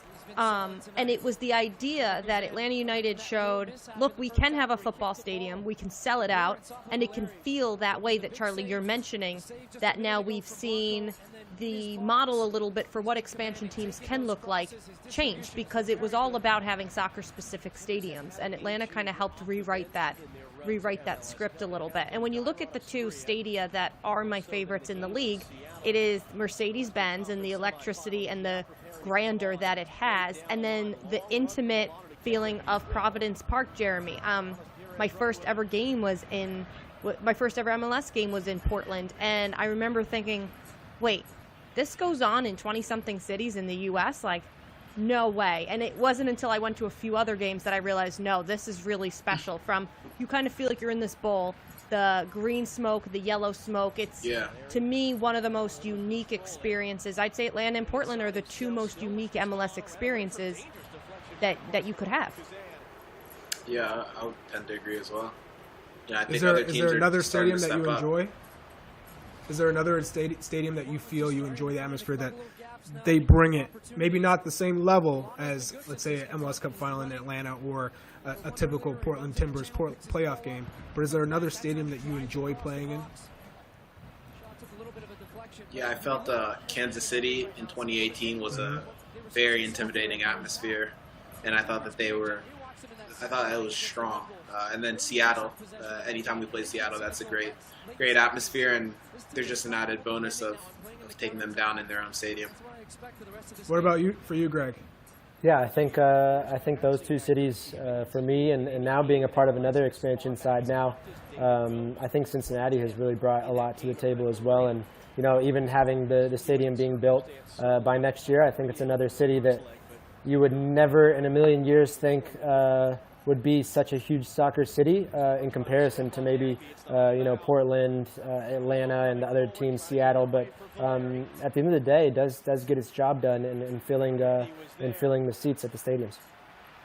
Greg, you mentioned now being a part of Cincinnati. That's another city that is just like hungry for a successful sports team. So I know so many people were so excited to get that MLS squad. And we have a question for you from Courtney Fulton on YouTube. Hey, Jill, can you ask Garza what it felt like when you first came back to Mercedes-Benz after leaving?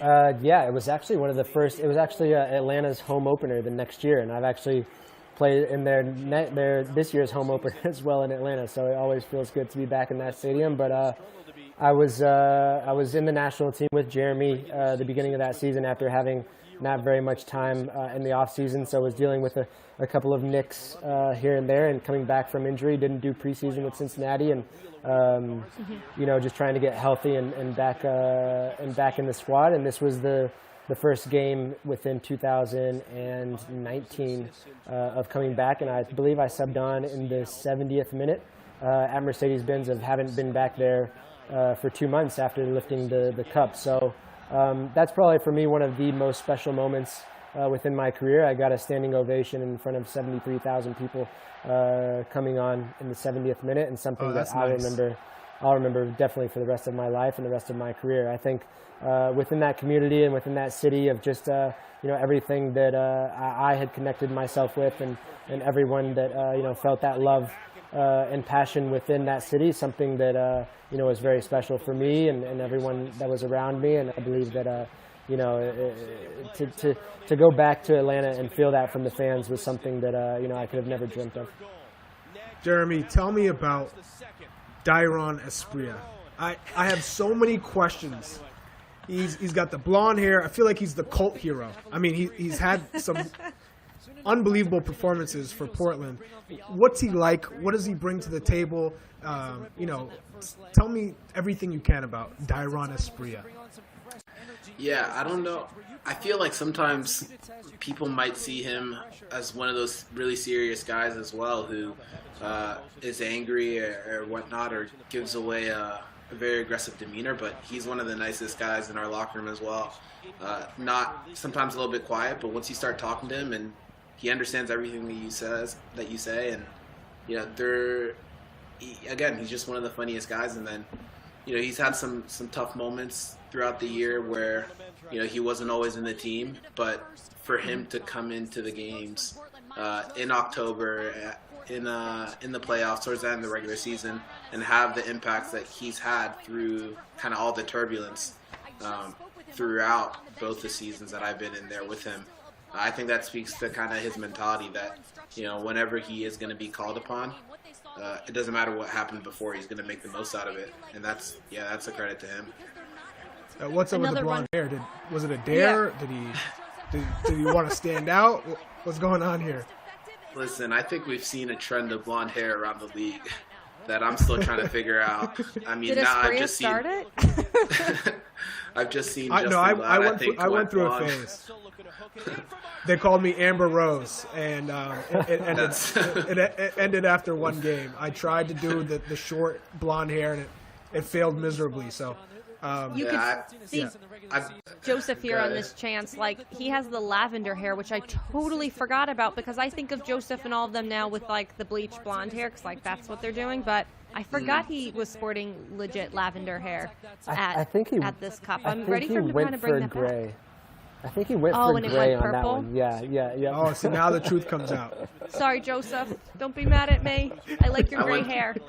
Charlie, I went through my blonde phase as well. Before it was like cool. Complete? No. Cisco?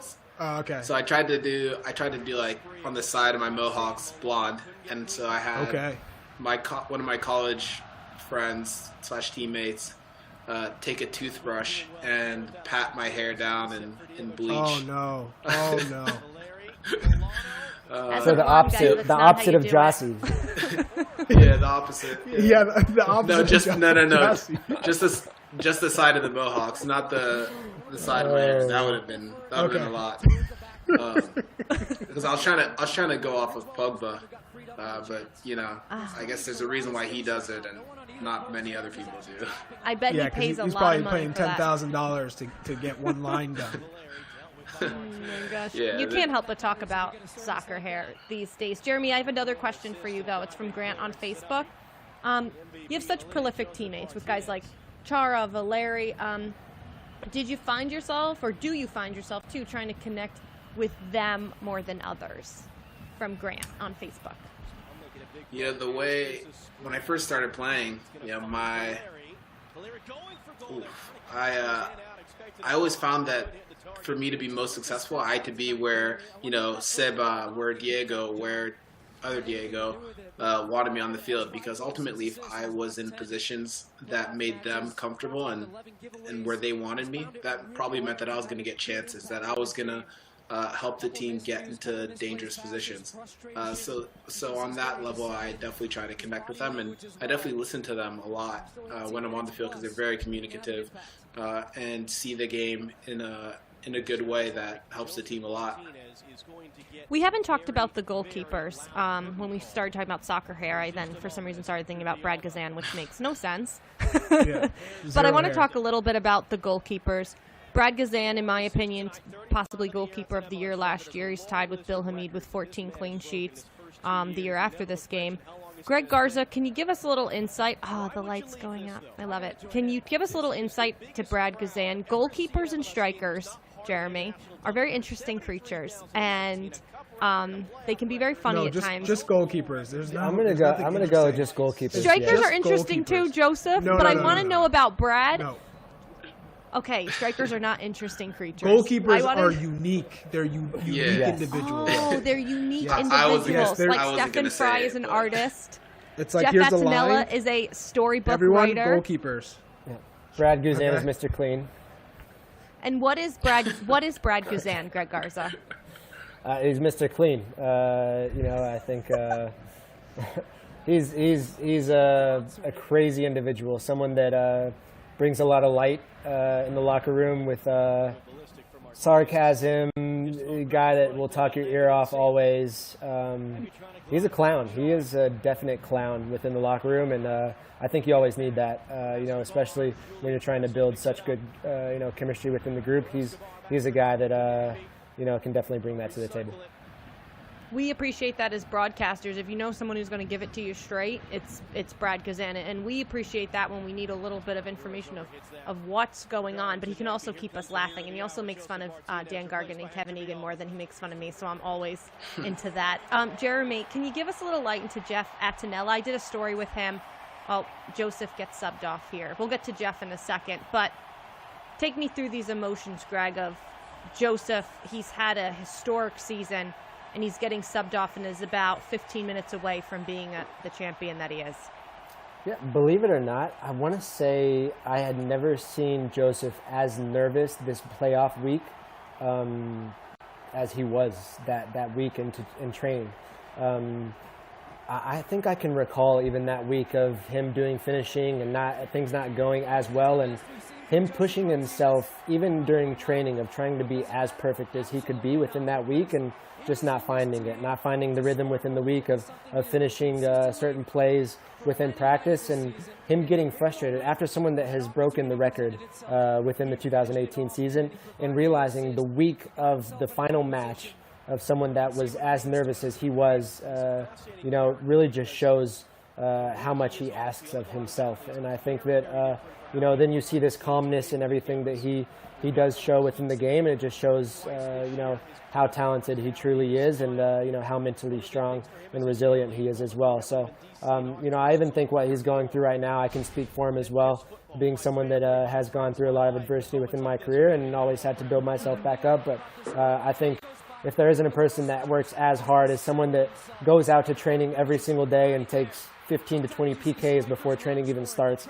with his jump PK by himself with no one in the net. He's someone that lives. Tell him to stop that, by the way. Tell him to stop that jump PK. He's created a trend. He's created a trend.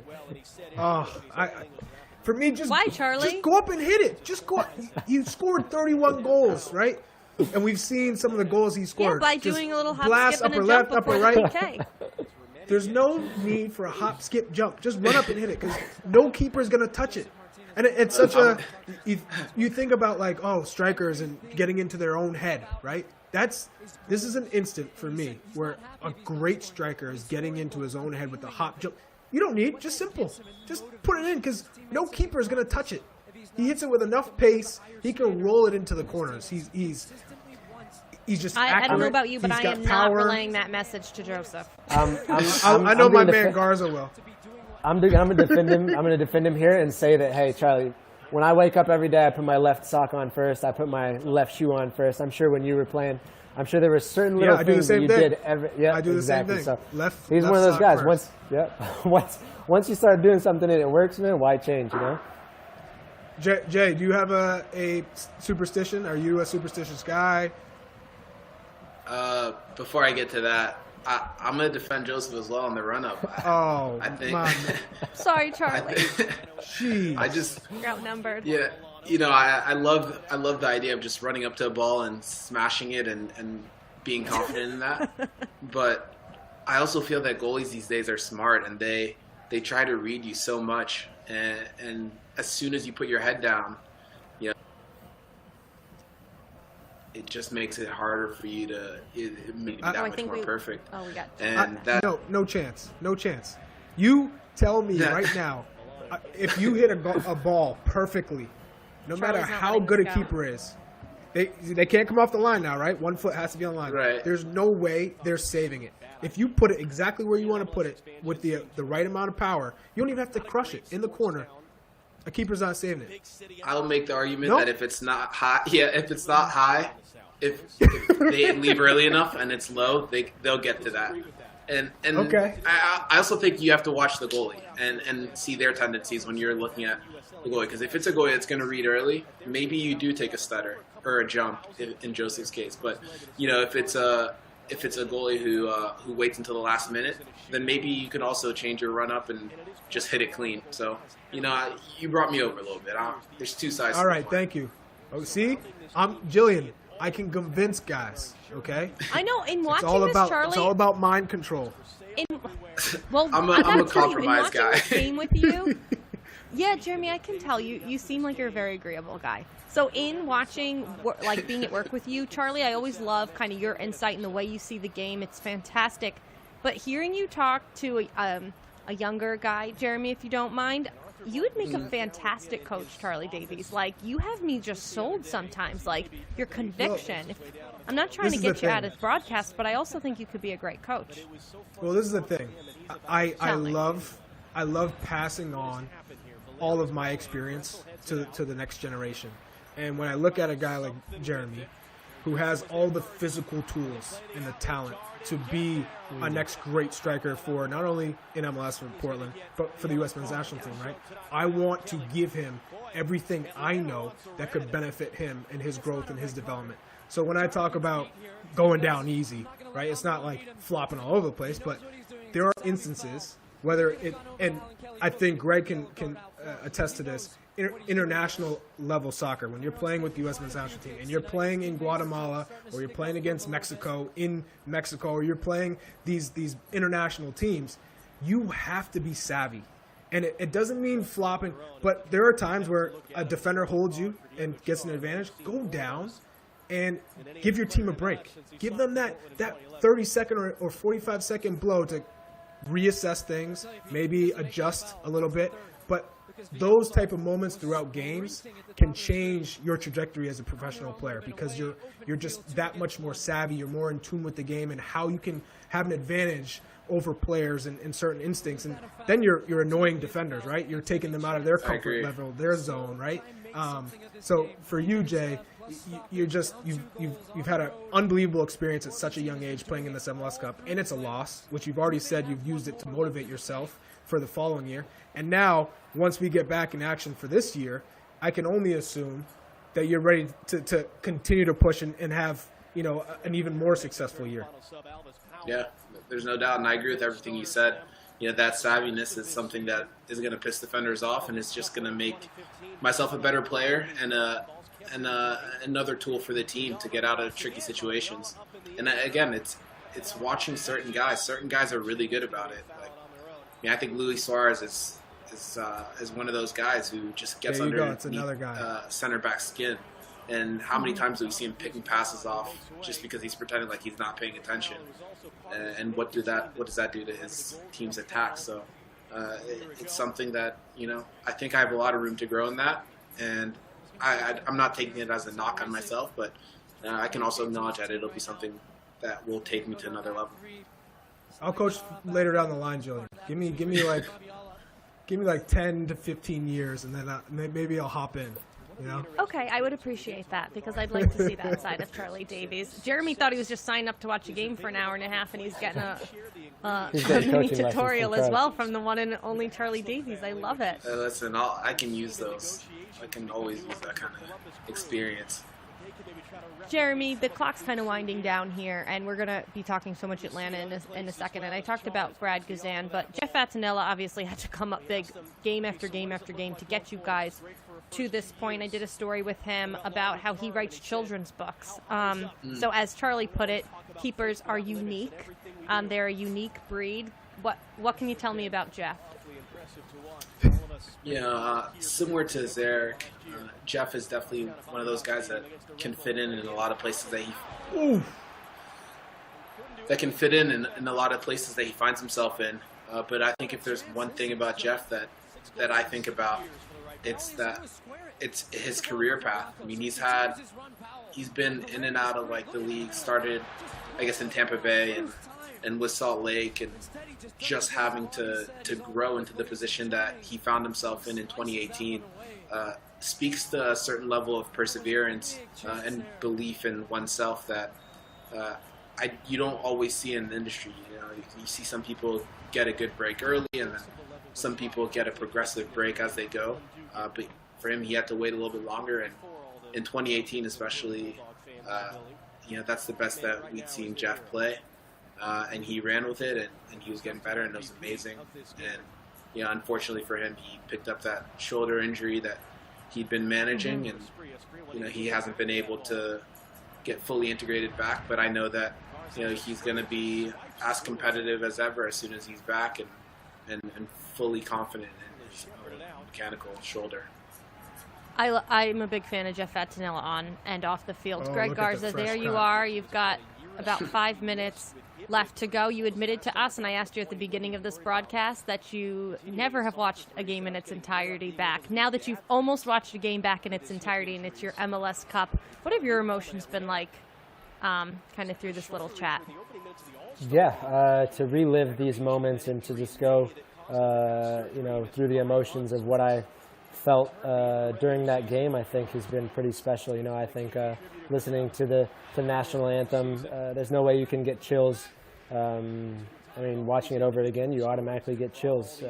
So I think for me, I think there are moments, probably Jeremy can also chime in, but I think that, a lot of this going into it was definitely a blur. But I think, reliving it again, you really see those moments that are pretty special, especially within this game.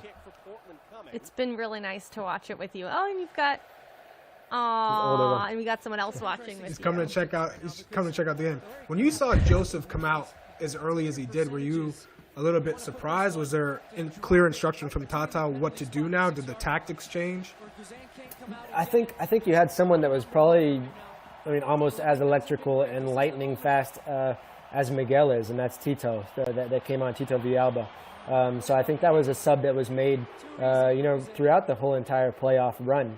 Someone that, can give that extra boost of electricity within a game. And, Tito definitely provided that throughout the whole entire playoff run. And, I think Joseph did his job. He got us a goal. He's a guy that maybe, he needs to be put into situations where you can create as many chances as you can for him. And now is a game where you need someone that can maybe run a bit more and kind of give us a bit more of, length within the field. And that's what Tito definitely provided.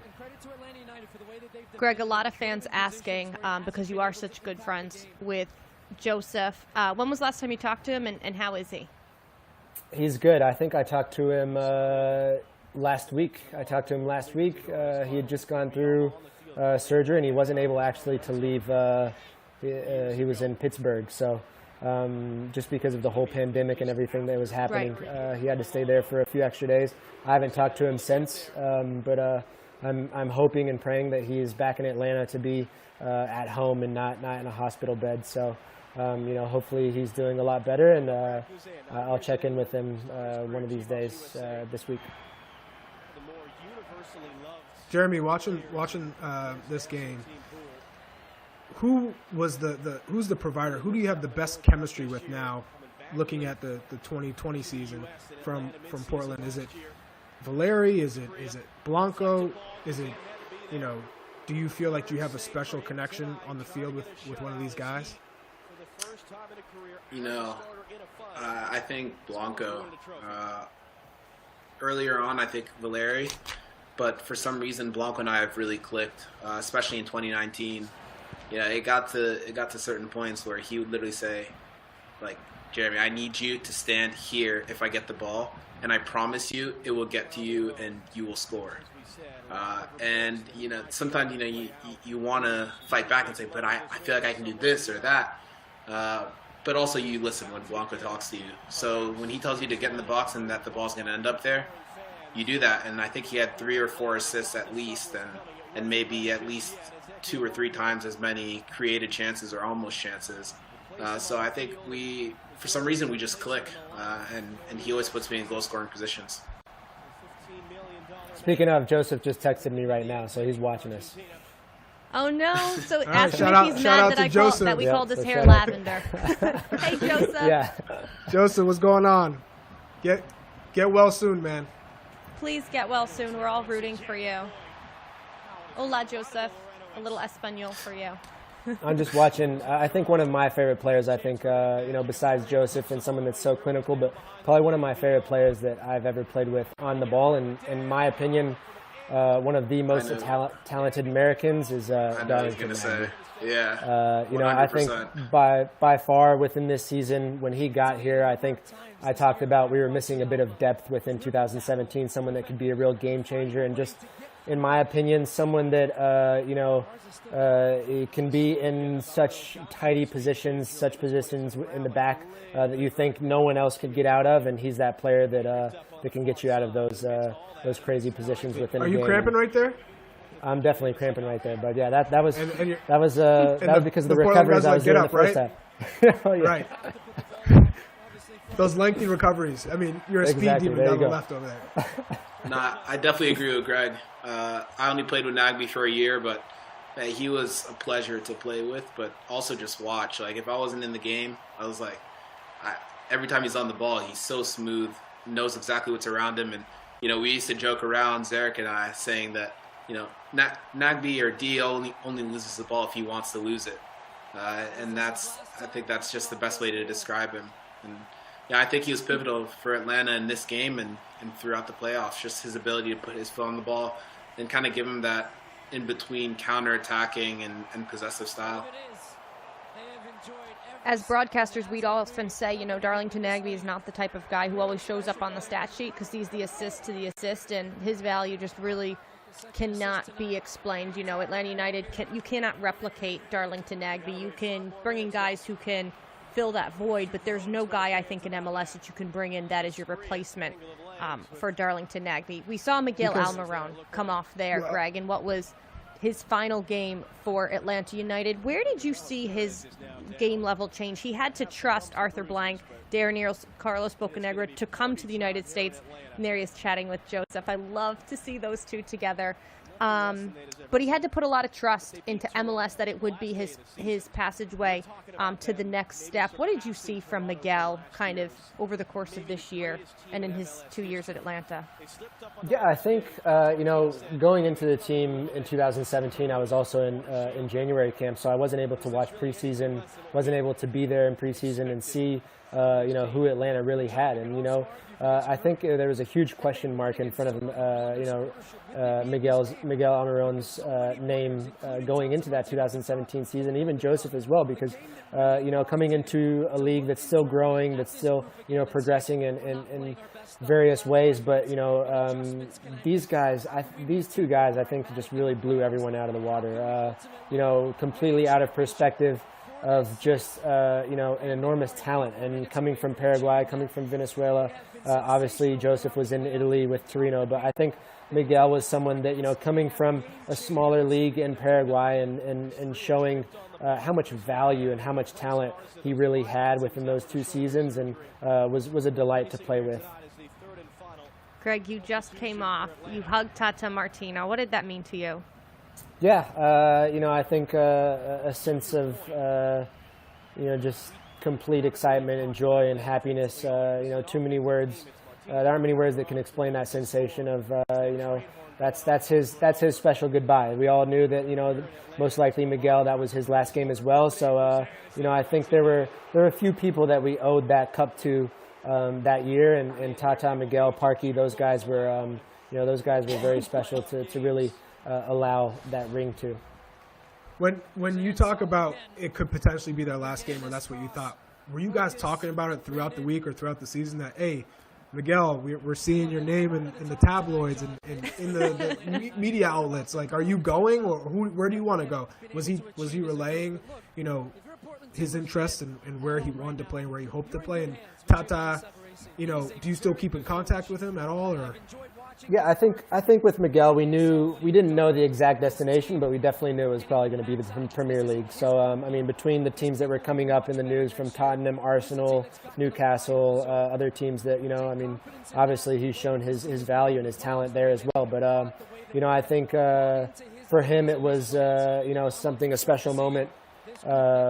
Just to be a part of this project and to see it come out the way he did. So, I think he was really proud of everything that he contributed to the team and to all of us, and to be a part of something so special. And then with Tata, I did talk to Tata about the decision he did make right after he did make the decision, even still being in Atlanta, because I was the player that came from Mexico. So on giving him places where to live, on giving him ideas about how other teams worked within Mexico. You renting him any of your spots, Greg?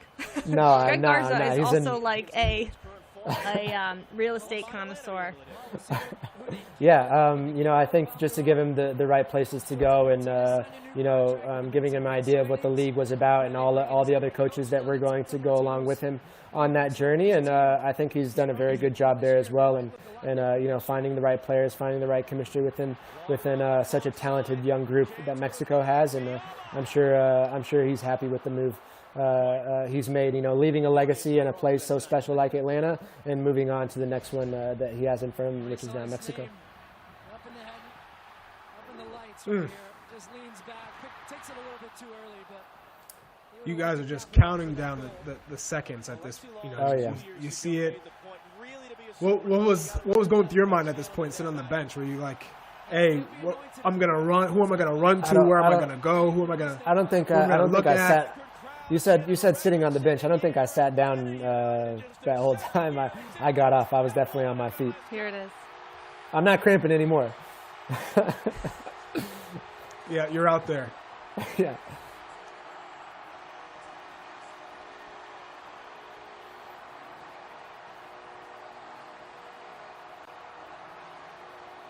Jeremy, I know how this feels. I remember this like it was yesterday. It still doesn't sit well with me, especially you hear it all the time. Like Jillian will bring it up. Everybody brings up how the LA Galaxy won in 2014. You're going to hear how Atlanta won in 2018. Every which way you turn. So I hope for you that you can conquer that and get into another MLS Cup and win that trophy, because this will never get to you again once you hoist that trophy. So keep working hard. I think there's a lot to come for me and the Timbers, and obviously not our finest moment, but it's something to look forward to. Jeremy, I have to tell you, for me, this is valuable to hear the way a young player watches what was a fantastic experience for you, and just to hear like the fire that it's lit in this small conversation and all your thoughts and how you want to be better. Like, I applaud you, and it's been super insightful for me. I know maybe we're learning things from Charlie, but I've learned a lot in just listening to you. And here's the moment that Michael Parkhurst waited his entire career for. Fourth time was the charm. Hoisting the MLS Cup. Fifth time. Fifth time's the charm? Fifth time. 3 in a row in New England. One in loss Columbus. with Columbus and with Portland. And Columbus to the Timbers 2015. That's right. Yeah.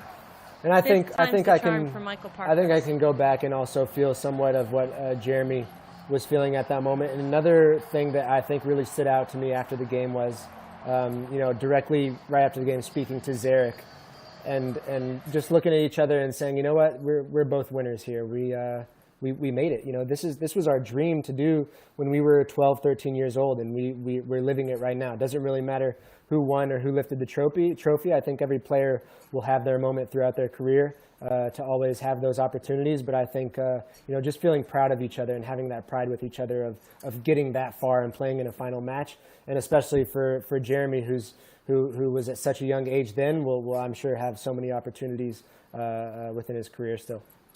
He looks like he's ready to go run 5 miles right now. I don't know. I don't know about that, but no, I think. What else are you gonna do, man? I'm really critical of myself in certain moments. Sometimes too critical, but when it's important for me to maintain perspective and talking to a lot of people after the game and in the months coming, it just reminded me that 6 months ago I was completely out of the team. Not even 6 months. In August, I was completely out of the team, outside looking in.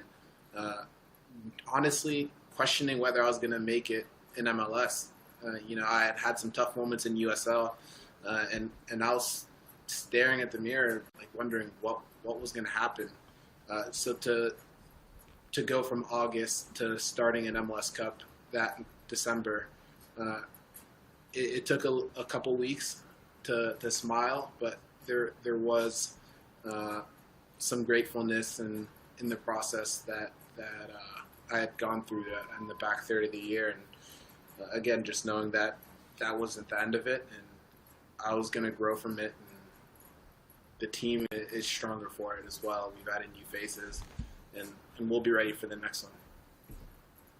Well, that was a fantastic ride. I enjoyed watching it with both of you and getting both of your insights. Before we let Jeremy Ebobisse and Greg Garza go, kind of watching that, Michael Parkhurst lifting the cup, Arthur Blank finally getting the championship that I think he so very much also deserved. Let's get a final thought from each of you. You got a lot of Portland and Atlanta fans, and Greg, also Cincinnati fans watching this today. We'll start off with you, Greg. What's kind of your message to the fans as everyone sits here in quarantine and people look forward to another MLS season and kind of got a little bit of a break courtesy of the performance that you all put on?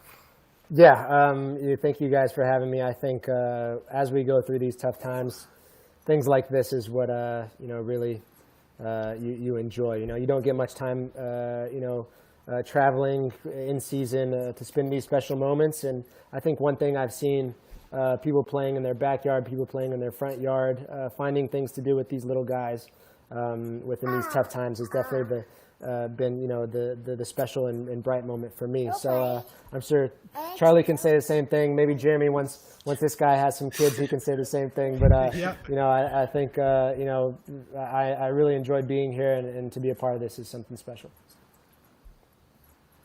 Yeah, I think Greg said it well. I can't speak to having kids and all that, but it's a time to connect with people maybe that you've fallen out of communication with, and that's what I've taken the time to do, and just work on self-improvement, and knowing that this pandemic isn't helping anyone really.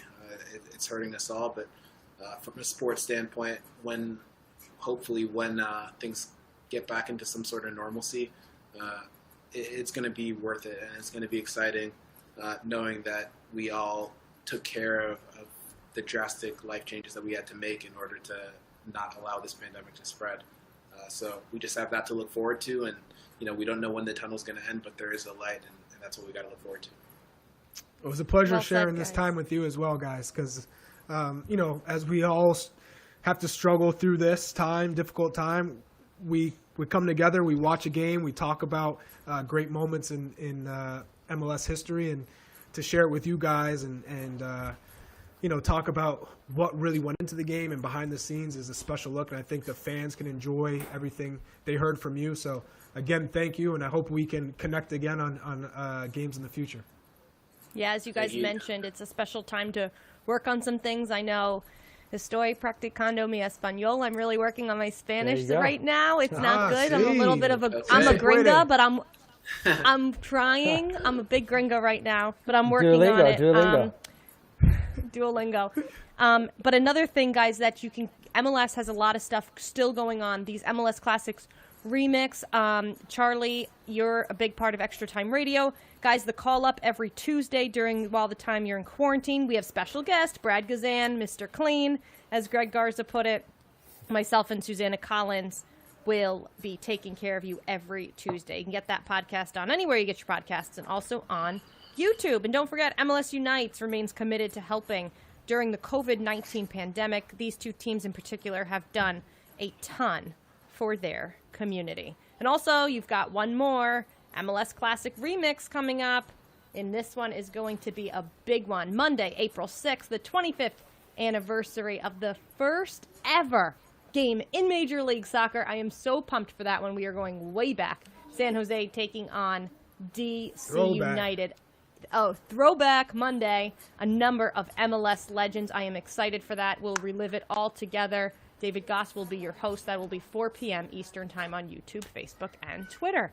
And that does it. That's a wrap on the 2018 MLS Cup. Guys, thank you so much. Stay safe. Stay well. I'm thinking of all of you. Can't wait till I can see you in person. And that goes out to all you fans, too. All right? We're in this together. Likewise. Thank you all.